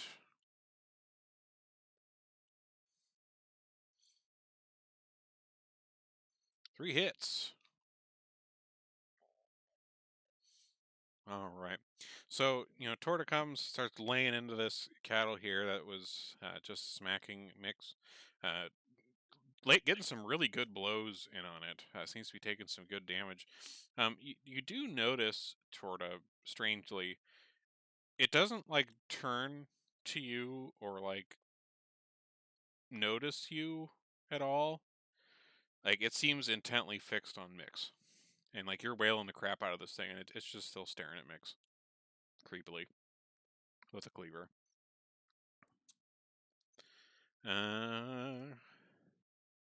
The pig also moves up. Kind of up next to the machine here.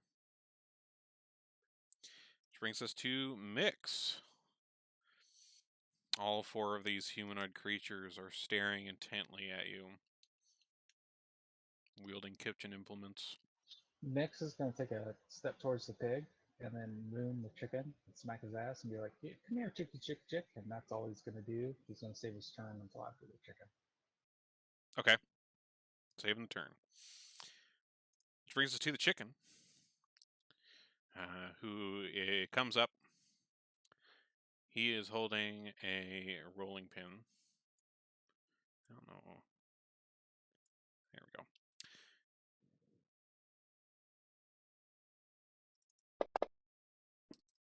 Oh, whoops. Didn't target you. Swings at you with this rolling pin, and you manage to kind of deftly dodge out of the way mid-moon at this chicken. And with that, you held your turn. Go ahead and do what you're going to do. He's going to look at Torta and be like, "I told you to stay back, dumbass."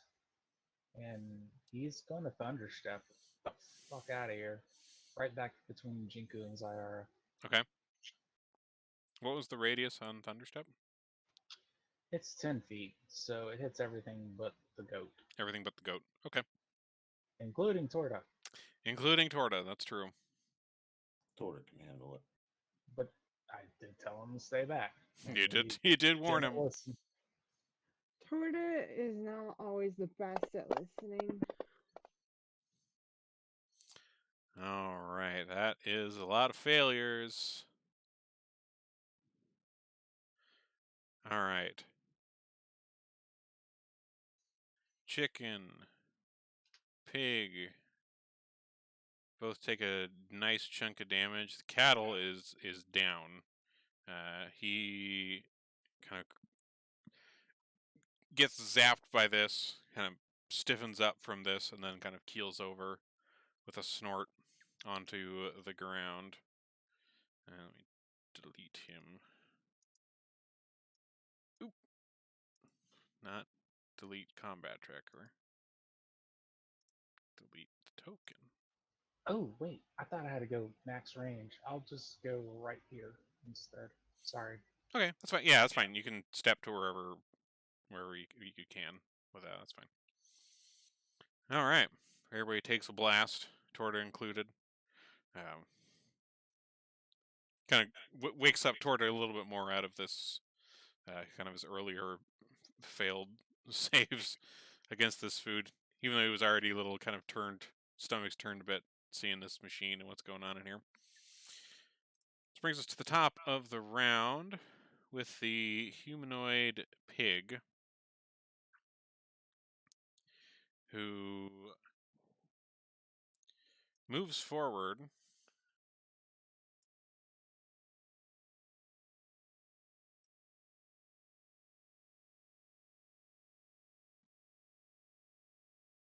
In your direction, Mix doesn't quite make it to you, but still directly on path to you. Jinku. Mix just pops back into the room here. There's a humanoid pig coming after him with a cleaver.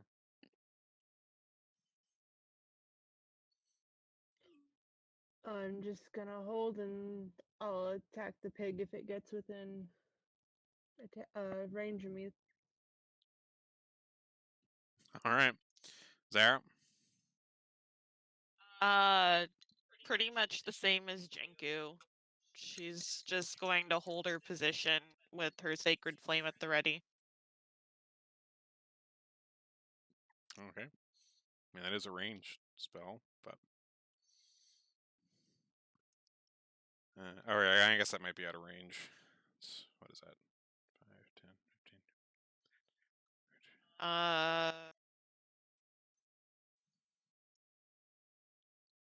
Yeah, I think that's out of range.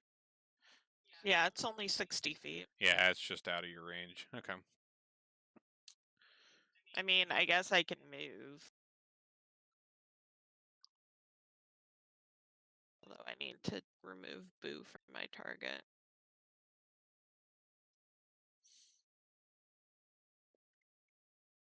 Oh, I guess I'm at 60 feet right here. Oh, okay. I'll move, like, right behind Jinku. Okay. And I'll cast off my sacred flame. Okay. Blast him.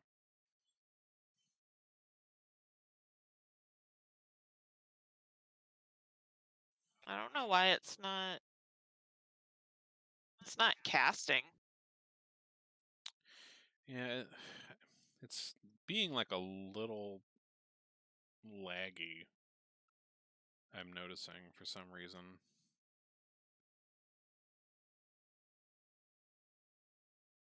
Oh. Yeah, there it goes. Yeah, like I said, being really slow right now for some reason. I don't know. So can we do the first one? Yeah, that's fine. We'll I'll take the first one on that roll. It failed to save. Go ahead and roll the damage on that. That's just fine. Okay. Nice. Okay, another 5 damage onto that. Torta just got blasted. Kind of feeling a little singed. There's a couple of these weird animals around you. None of them are looking at you. Even the ones that are like kind of right next to you. Although I guess technically you are still invisible. That's true. They wouldn't be looking at you anyways. But there's stuff around. Or I guess would he still be? Wouldn't if he? No, he shouldn't be invisible. Oh yeah, that's right, because he attacked. It's Okay, not yeah, he's. invisibility. That's true. That's true. That's true. Okay. So he is visible, but yeah, none of them are looking at him. They're like all. They're all looking at Mix. But you got your pick of the litter with the targets here.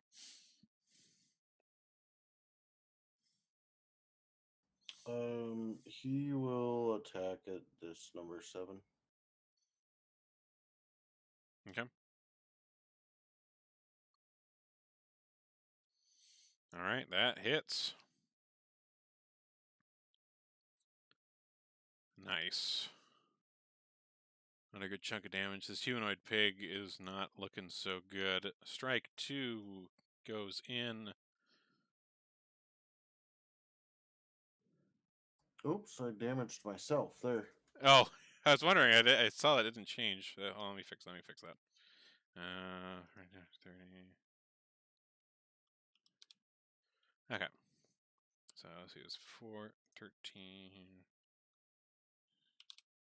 9. Okay, and then go ahead and roll the damage on that last one.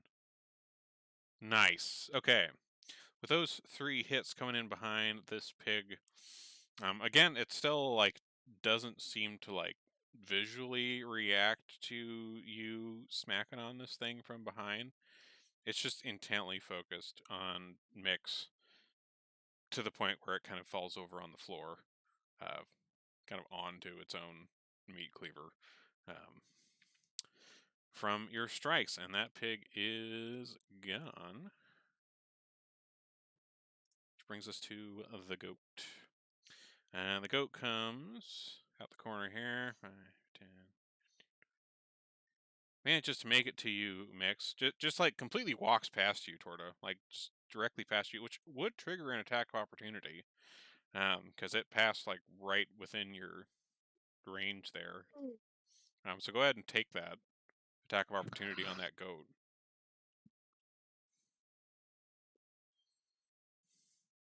Nice. Nice. All right. A little free damage there. But it does, and it continues unfazed, not even noticing that you're going after it. Raises its kitchen knife here at Mix.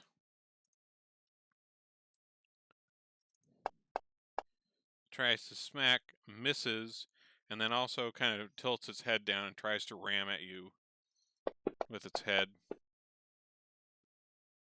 And misses. Managed to dodge out of the way. Boo, you're over in this kind of fancy bedroom with the soul mattress. What are you doing? I'm gonna look in my pockets for string and tie my lantern to my staff. Okay. That's about it. All right. Chicken. 5, 10. All right, this one also passes by you, Torta. You get another attack of opportunity on this chicken man as it goes past. Kind of intently beelining for Mix with a rolling pin. Feel free to take Already used it. Oh, yeah, that's right. You can't do more than one in a turn. That's right. Fair point. Forgot about that. All right, so he tries to smack at you, Mix, with his rolling pin. Does so for 5 damage. And also tries to kind of viciously peck at you with its beak. Completely whiffs that one, though. Mix. We're in the middle of some friends. Mix is debating whether he wants a gyro or some chicken wings out of the machine. So he's gonna blast the chicken first because he wants his gyro to be fresh.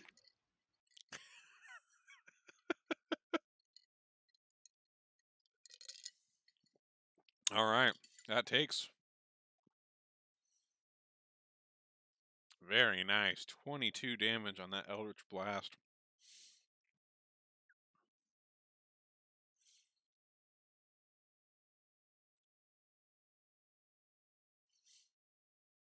Anything else aside from that?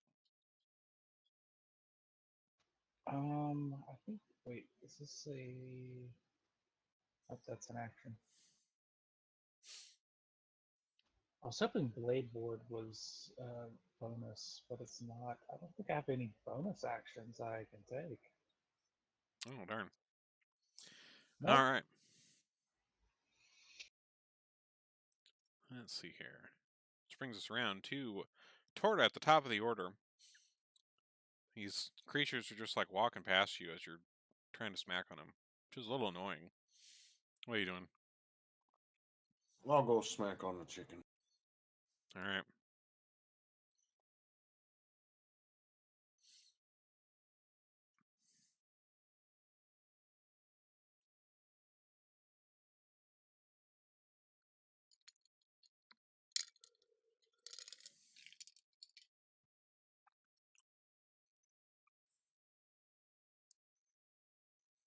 Nice. Nice. 2 hits. 3 hits. Boom. Well, one hit alone. Yeah. Well, since that first hit killed the chicken, you want to direct your other 2 at the other one? It took 2 to kill the chicken, but I'll hit him with the third one. Oh, you're right. You're right. It did. Okay. Yeah. Go ahead and take the third one on that goat then. There we go. Nice. All right. Chicken goes down. Goat remains. Boo, you got a nice lantern on a stick. Yeah, that's pretty neat. I will use. Where does this go?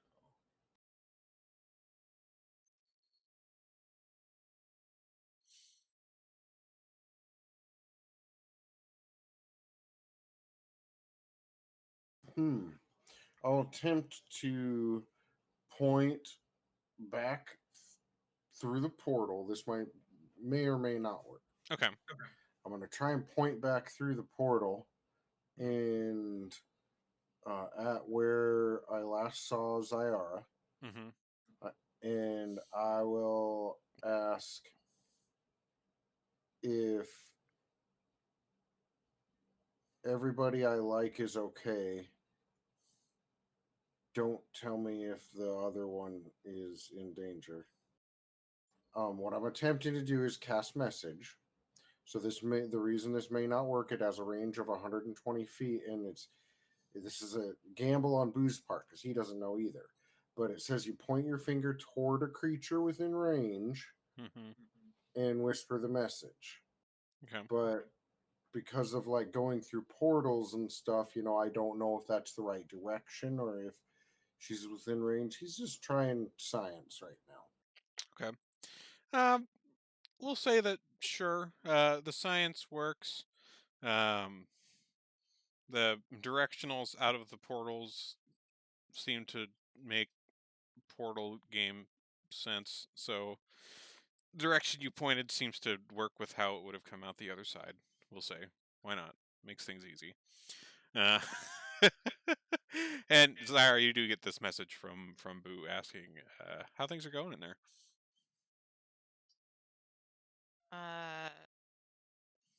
Is it just one way, or am I able to? I think message you can send I think it's like 25 words or something you can Yep. reply. Yeah. Yeah, 25-word reply. Up to. It doesn't have to be 25 words.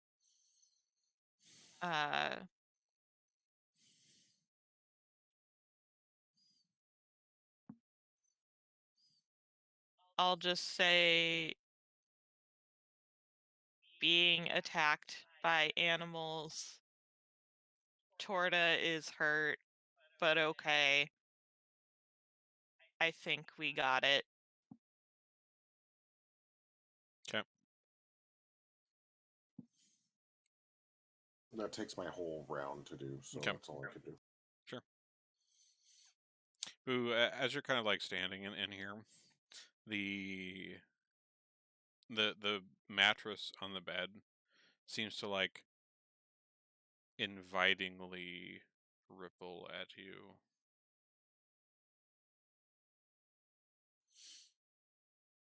It's looking kind of comfy. Zara.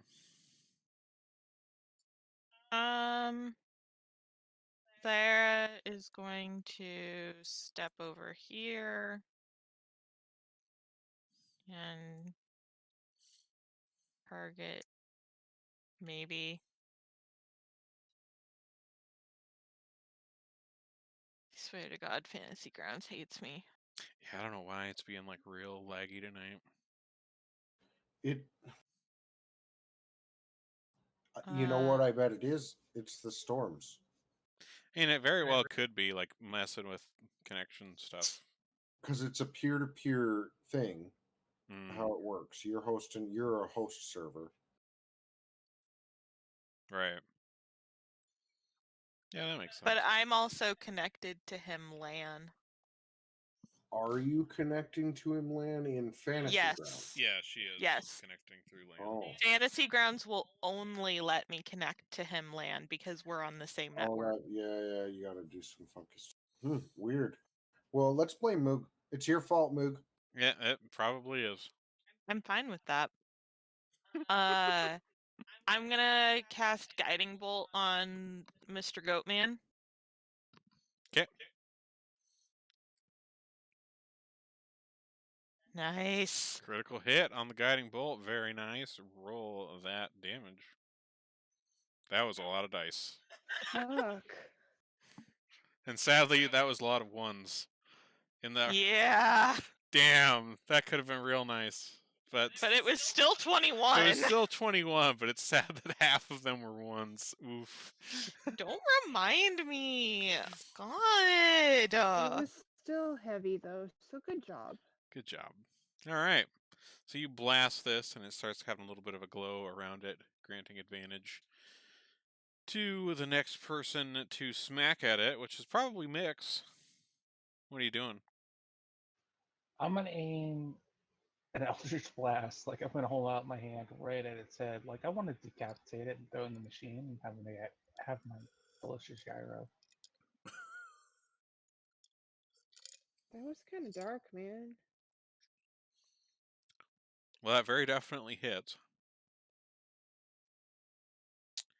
And that does not quite kill it. Is not looking good though. That's alright. I applied the damage manually there. It's good. But it is not looking very good. It is pretty beat up. Which brings us to Jinku. Chilling over here. Yes. I am going to reach into my pocket, get some peanuts, and eat them. Try to calm down. Things are a little wild in here. Yeah. Alright. Alright, so this goat still intently fixated on you. Its weird goat eyes just kind of staring deeply into your soul here, Mix. And it tries to headbutt you. Hits. Mix has a soul? I don't know. Probably. Why did I always think he didn't? Is this a misconception? And tries striking with its cleaver, but that misses. Jinko, when we went to the beach, we discussed this. Yeah, but I forgot. Oh, I have a Likely soul. story. Okay, that answers my question. That's all I needed to know. I'm the child of a god. The reason Boo hates me is she created him and forced him to be my servant. Not my fault.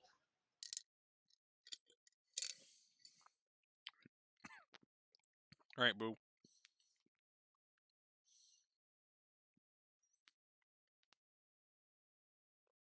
Boo's kind of hurt. Mm-hmm. So I will use message again, and I will reply, and I will say, I think I'm gonna go lay down for a little bit. Come get me when you're done. All right. Who's gonna go take a little power nap? Yep.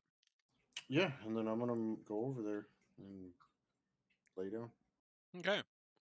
So you lay down on this weird mattress. And it's like, it's kind of like slightly glowing a little bit because of all the souls that are stuffing it. And the mattress kind of continues to very slightly kind of ripple under you. It pretty much feels like a waterbed would. It's just soul bed. And you can like just very, very softly hear kind of very slight whispers coming out of the mattress from all these souls that are in here, asking you to free them. Let us out.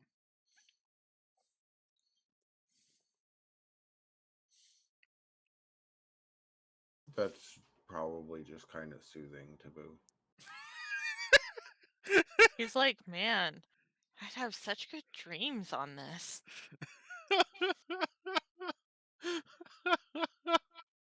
Yeah, like that doesn't. It's not. Boo's not gonna consider letting them out. It, like I said, it probably helps him go to sleep earlier. It's not a bug. I mean, I know. It's a feature. Yeah, it's not. It's unreasonable to say he conks out in 6 seconds, but like he's down. That's soothing whale sounds. Jesus. That's great. Oh my god. Alright, so Boo's living the high life over here. Torto. This goat man here is looking barely held together. Sorry, I'm Torta. Torta will.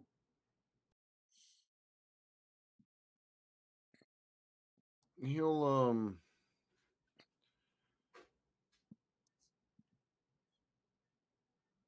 Yeah, I guess he'll hit him. And it Don't get does. excited. There we go. Alright. And the goat man crumples to the floor. And you guys find yourself in here. The humanoid animals are all gone. Kitchen's empty, aside from some, freshly baked goods on the conveyor belt. There is another portal to the north of that room. Is there And any yeah, guard? we're out of combat. Nyx is gonna throw Goatman in there because in real life my mouth is burning like crazy. All I can think about is like the cool calming effect of like a gyro sauce.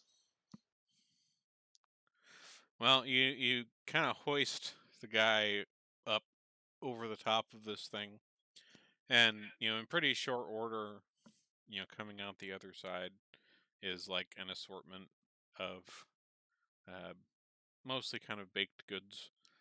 Not any euros, unfortunately, but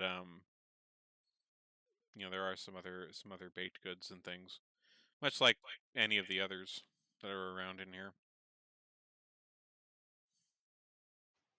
Nyx is gonna go wait by the portal, very pissed off with his arms crossed. Just be like, oh.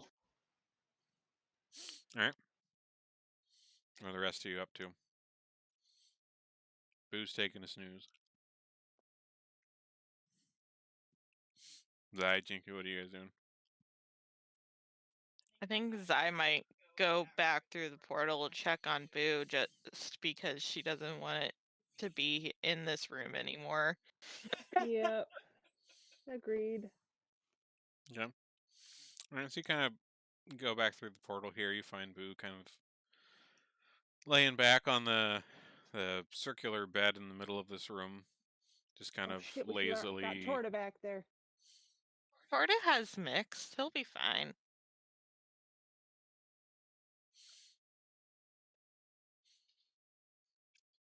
Boo kind of, kind of almost bobs a little bit up and down on this bed as these glowing souls underneath him move around. I'll poke Boo in the tummy.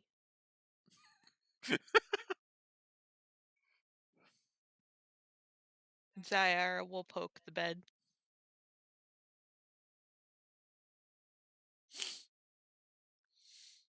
As the you poke the bed, and you see like the souls that are inside it kind of moving around in response to this, and you too kind of very slightly hear the whispering from them, asking to be freed from this.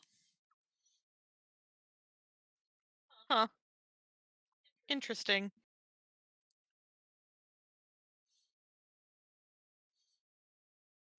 Boo, Jenku's poked you in the tummy. I don't know how you respond to that. Probably by smacking at her with my staff.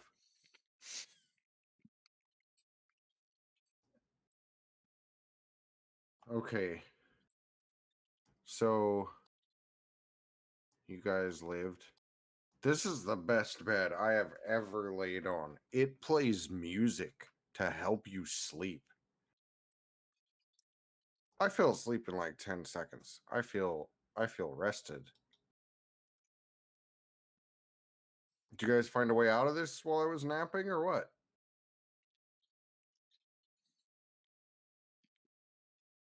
No, I just ate peanuts.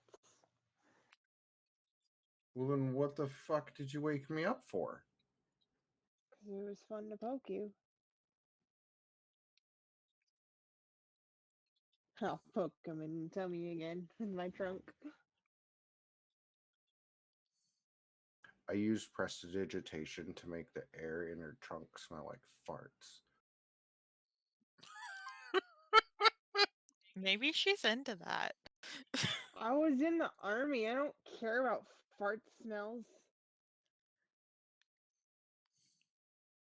Smelled worse.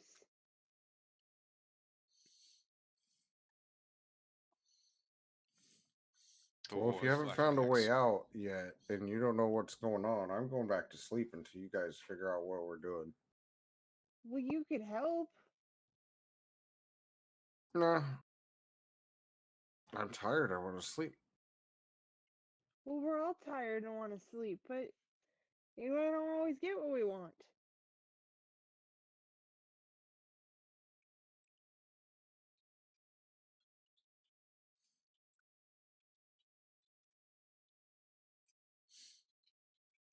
Fine, but if we find a way out, will you help me try and drag this thing out of here? I'm telling you, this is the best bed. You already have a bed. You don't understand.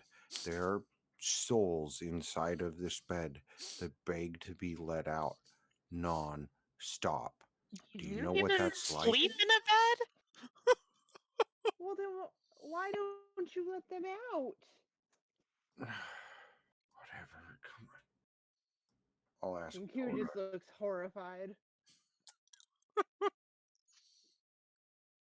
You could probably just make your own bed like that. Don't encourage him. Oh no! What the fuck, Zyara? I'm just saying. Doesn't You're Boo? usually the one who discourages us from bad ideas. I'm just saying, doesn't Boo have his like soul space thing where you can like just push the bed in there and pop it out in his room later? Oh, his little like rope trick thing. Yeah, that he hit the kids in that one time. Doesn't he have that? I mean, anything put them It's just like a little dimension where you can hide for like an hour or something. Yeah, can't you hide the bed in there for an hour and then call it back out once we get out of here? No, it doesn't Assuming we're move. Also, don't talk to me.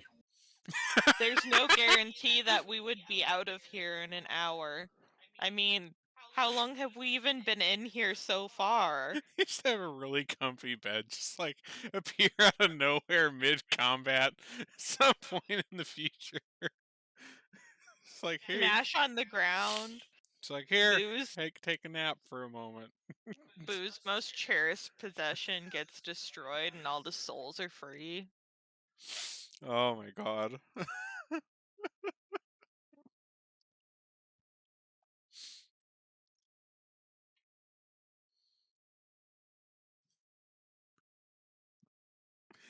Oh, you guys Well, and your hoarding of strange items from places.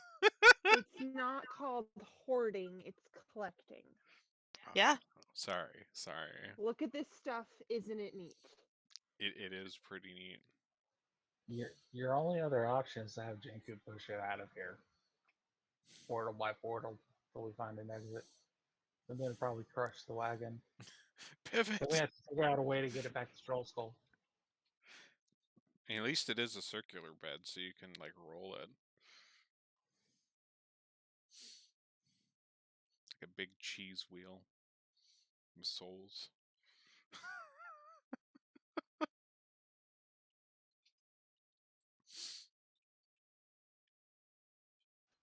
How come I'm seeing Boo rolling this down the streets of Waterdeep and everybody hearing the souls screaming for release? You're not, because he would trick Jinku into rolling it down the street for him. Nothing to see here, folks. City business. Oh god.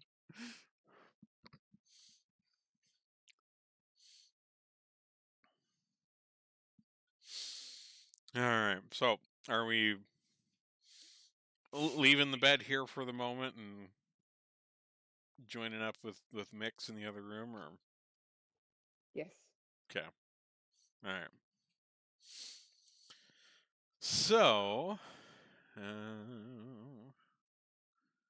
second here.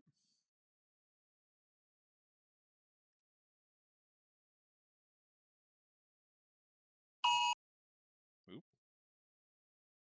Well, there was a siren. heard that going off. No, that was me. Yeah,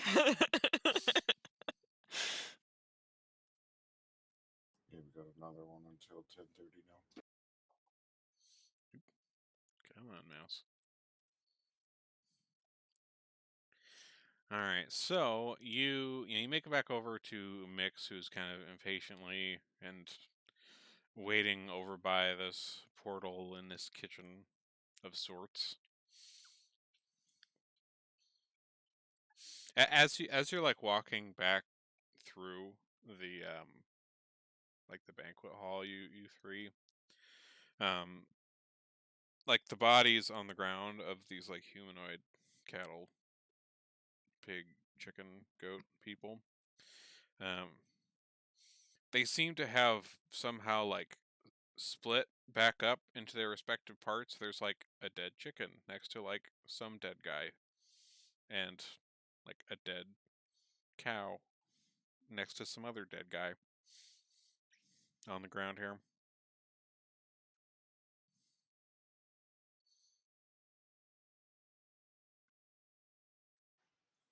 Does Nick see this? You would see this at least for the cow. From where you are, yeah, like the cow was still like in here in the kitchen when it died. So like as you've been waiting here, like like the body's just chilling there, and then like you hear some kind of strange noises, and look over, and there's like a dead cow and a guy just like next to each Mix other. is, Mix is hungry. He's gonna throw the cow and the chicken and everything else into this machine and see what comes out. He's starving. Gross. All right. So you toss the just kind of various farm animals into this chicken, and they come out the other side. seems kind of like a nice shepherd's pie almost of some sorts comes out the other side.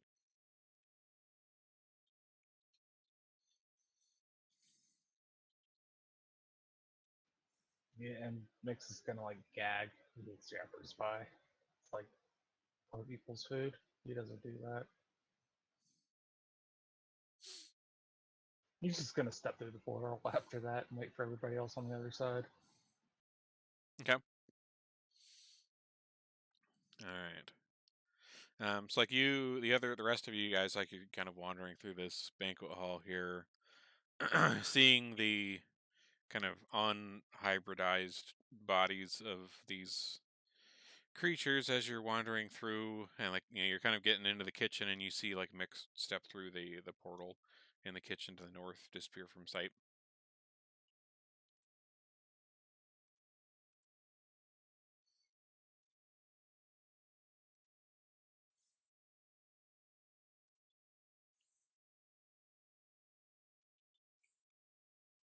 Yeah, Boo and Tordo will follow Mix through the portal too.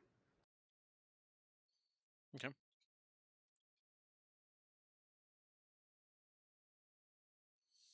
All right. So let me get all you guys off of this one. Hold on. Oh my goodness. Why is this being so laggy?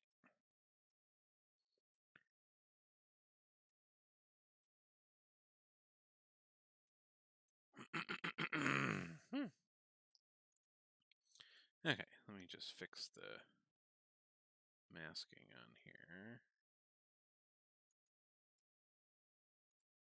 Oops.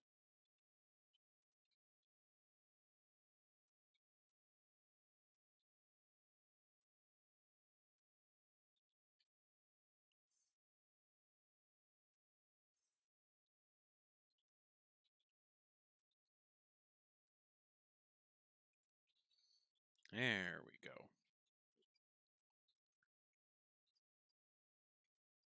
Okay. Just FYI, guys, I'm back in the closet in case you lose me. Okay. Okay. Gotcha. There you go. All right. I wish you'd just stay out of it, though, Mac. You're really killing me with this. Hey, just don't you worry about the closet. All right. So as you guys step through this portal, you find yourself in what seems to be an enormous room. Kind of at least from what you can see, it's pretty dark in here, and the floor in here is like red and black kind of checkerboard tiles, stretching off into the darkness. And the way the walls kind of curve away behind you uh, seems to give you the impression that this is like a gigantic circle shape. Like the tiles themselves are like 5 square feet each, so just like, Convenient. yeah, very convenient. Yeah, giant 5 foot square black and red checkerboard tiles everywhere. There are empty baking pans and dirty plates and discarded silverware that are scattered all over the floor. And there is a like an old lady that is sweeping the various kind of refuse into piles, um, with kind of a crude broom. But there seems to be constant clattering of more debris coming down from somewhere above. Like every 20-30 seconds or so, there's like another like empty pan or a fork or something like this. There is a small candle on like a very thin little kind of metal stand near the old lady, um, that kind of lights up just the area around her where she's sweeping. But aside from the little area around her, it's just dark in here and seems to extend upwards for quite some ways. Like the clattering from things kind of raining down from somewhere above, echoes in this space.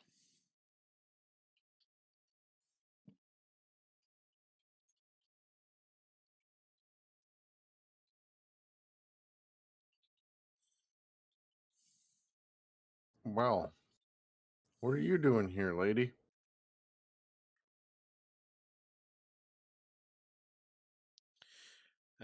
So here, let me unlock the tokens. The lady, hold on.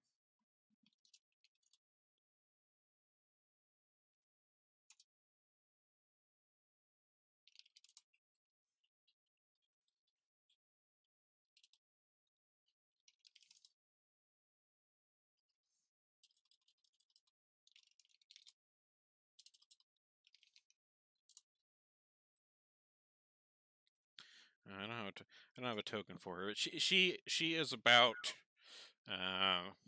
maybe like 50 feet away to like the northwest of you, from where you guys are with the portal is where she's at. Like you call out to her, Boo, and she kind of turns in your direction, and you see her kind of bobbing her head around and kind of cupping a hand to her ear. Like the area around like where you guys came through the portal is dark. Like you can't really see much beside wherever the area is around her candle over there.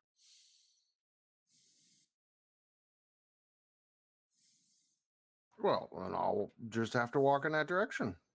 All right. So you head over that way. Let's see, that would be the squares on the floor in here are. I guess the squares themselves are 5'2". So yeah, 5, 10, 15, 20, 30. Yeah, she's like here. You as you get closer to her, Boom, like she seems to still be kind of craning her ear in the direction of your walking.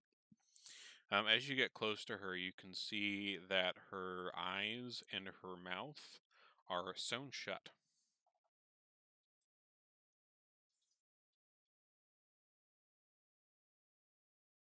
No, that's a servant.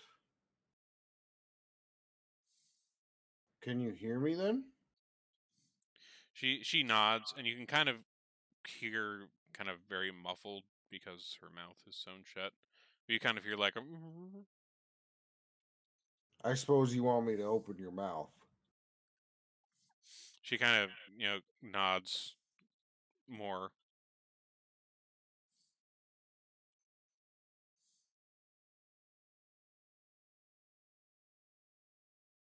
Can I use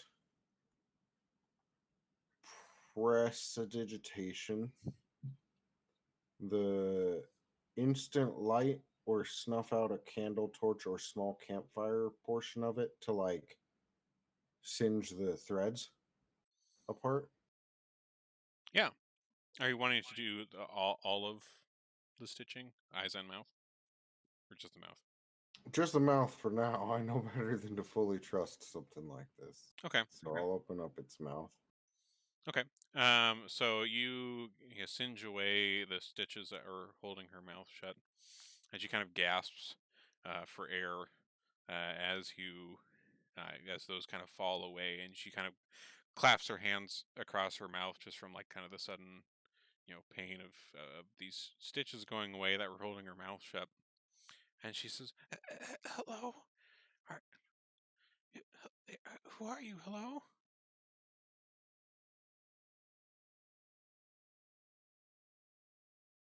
Well, hold on, I have something for this. Who am I? You ask? Well, I am known as many names. Some call me Buffet Dear the God. Protector, bringer of darkness, slayer of fathers, doer of hard time. Master patchmaker, builder of wards, proprietor of taverns. There's a couple other names, but you can call me Boo or Master. But just, I guess just Boo will be fine for now. I hope you are kinder than the mistress here. How did you get here? How did she not catch you? Oh, we came in the door and killed everything until we got here, pretty much. She seems like a little kind of scared by that, and she kind of clutches her little broom tightly and being like, "Oh no, you're you're not here to kill me, right?" Well, are you a good person or are you an evil person? Well, uh, That's tr- right. Your fate is in my hands. Oh God. tr- truth be told, I don't know how long I've been here.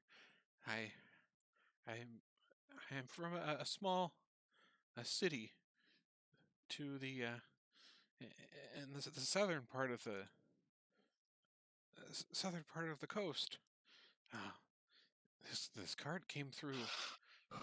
Well, at some point, it was it was the winter time when it came through, and well, many of us in the village thought it seemed of interest. There's not much to do in the winter, you know, and well, we ended up here, and for some reason, the mistress decided to let me be the cleanup of sorts for her. Uh, it's it's it's been horrible. It never ends. The clanging and the clattering, like the whole time you guys like she's talking to you about this, like there's just more plates and silverware and things just kind of raining from above. Um, it never ends. The smell. I don't know what she's doing. I can't see. I don't know what she's been up to, but it's bad. Bad smells. Bad smells. Smells of death. That could be the people pies that we found downstairs. Oh goodness. So, eh, all the people from my village, they're gone. You probably swept them up already. Oh my God. It's hard to determine what fate everyone has met. There are a lot of things going on in this place. So we can help you out. We'll free you, but you're not on the southern part of the coast anymore. But don't worry, I'll give you a home and work, and we'll keep you fed. All right? Okay. Um, what do you intend to do here? Do you think you can? You really think you can take down the mistress? Well, we're at least gonna try and get out. Yeah, I'll try and take her down, or maybe she'll kill me.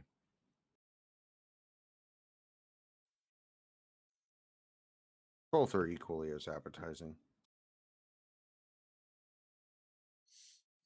And So where is she? she kind of nervously points upwards into the darkness above, where stuff is continually raining down from. Well, we'll have to be careful about it. She has me keep the candle down here, so she knows that I'm working. But uh, if you're quick about it, I can tell you how to reach her. The the tiles on the wall, the white ones. If you touch them as you go up, they'll make a staircase for you to reach her up there. I'll open her eyes with prestidigitation. Okay. Look Uh, upon your master for the first time. So you restore her eyesight, and you're kind of pleasantly surprised to find that unlike other people that you've come across in here, she does still have her eyeballs, which is nice. They were just sewn shut, and she again kind of claps her hands to her eyes from the kind of sudden pain of that, and then kind of begins blinking, kind of readjusting to the dim candlelight here. But she looks over you all here and says, "Oh, you adventurers, are you? How did you how did you come across the cart? Where is she now?" We're in Waterdeep, honey. Oh no. Well, that's that is a lot to feed on for her. It is good. It is good that you've come then to put a stop to this. I hope she hasn't been here long. Long enough. But yeah, yes, you can see over on the walls, and like as she kind of points over towards the walls. At the You can see like the walls are tiled as well as the floor, and the tiles on the wall are like white and black checkerboard. Um, and so it looks like like if you touch these like the white tiles, kind of in sequence as you go up. She says they'll make stairs.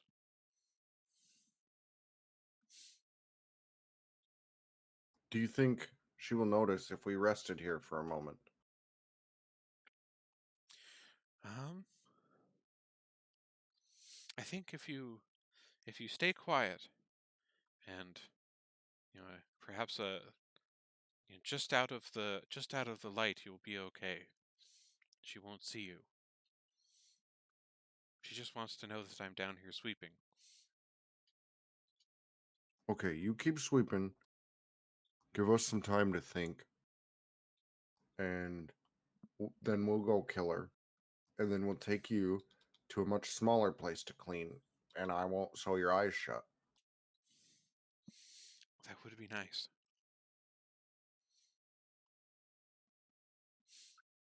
So I'll move out of the candlelight.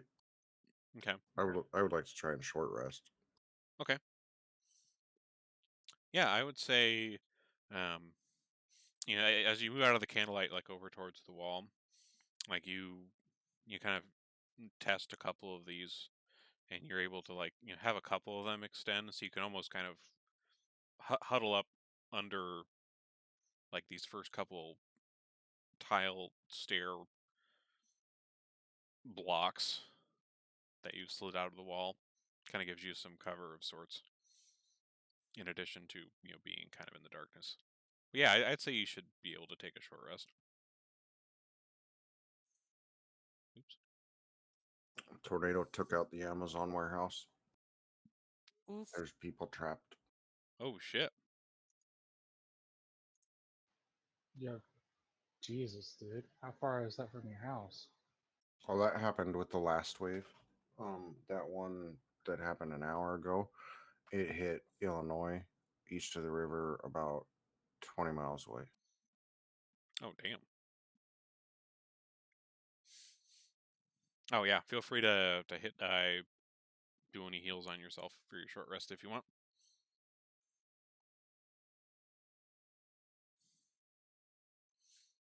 Looks like Torta's the only other one that's Oh, yeah. damaged right now. I keep Yeah, I forgetting. was just getting an update, and looks like the rest of the night, most of the bad shit's gonna be hitting in Illinois. Good. Fuck those guys. Everything south of 80 in Illinois is just I mean, contaminated. I hate to say that, but yeah, I mean, I have been like stressing the last couple hours and like sitting in my closet having panic attacks. So yeah, fuck Illinois, they can have it. There we go. I mostly wanted my spell slot back just in case. Right. But Yeah, you gave me my spell slot back too, but Jesus, I mean, you guys just be safe. This is We're like, good for the rest of the night. No, The we're last fine. one- I think we're out of the worst of it. Honestly, I, they tried to stop it. I told Moog to keep going because I needed something to keep me from freaking out. So not y'all. I get it. When hurricanes pass over us, it's Yeah. hell. I mean, it's fucking hell. You used to it. It's just where you're like, oh, it's only a cat 2. We're fine. well, But if actually, it's this a is cat 3 or higher, you're like, fuck me. this is actually the first time since I've moved out here that I've gone through this. So this has been a little scary, but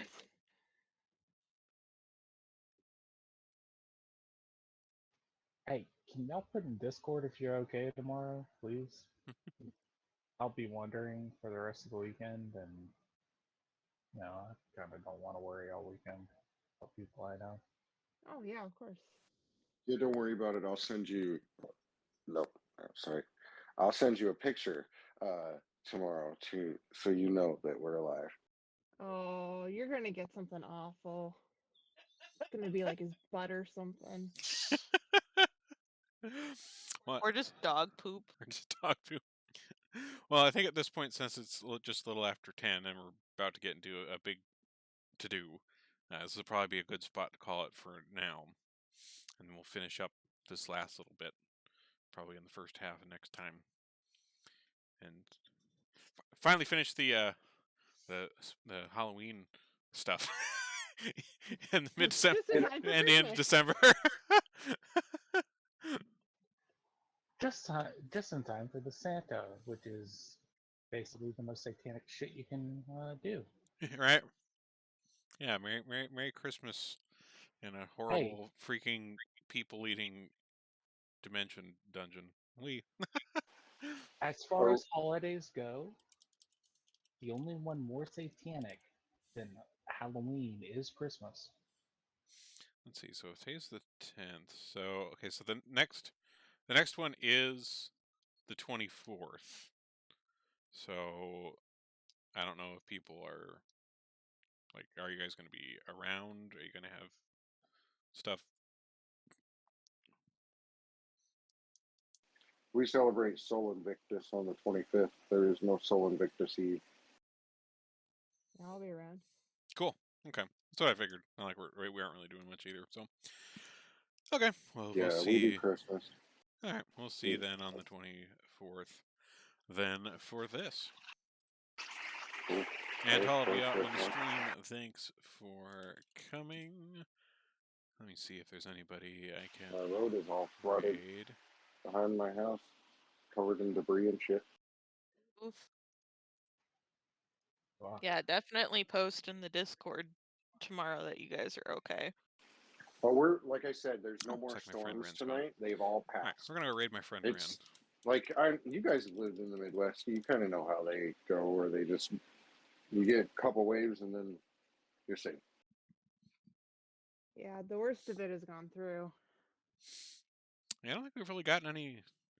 We haven't really gotten much like tornado wise up here since we lived No. here. But yeah, Iowa, yeah, you would get fucking tornadoes like all the time, and Yeah. when we lived there. Tornadoes don't come close to the Twin Cities because of all the water. Mm. Well, I don't know why they didn't turn the arch on, but there's this conspiracy theory that the arch controls weather and Oh, really? provides. Oh my god. Yeah, I have not 'cause, heard like, this one. okay, so like I think it does to an extent, but not like turning it on and off. I just think that probably the structure shape has potential to disrupt wind patterns a little bit, right? But Yeah. you can see on radars a lot, like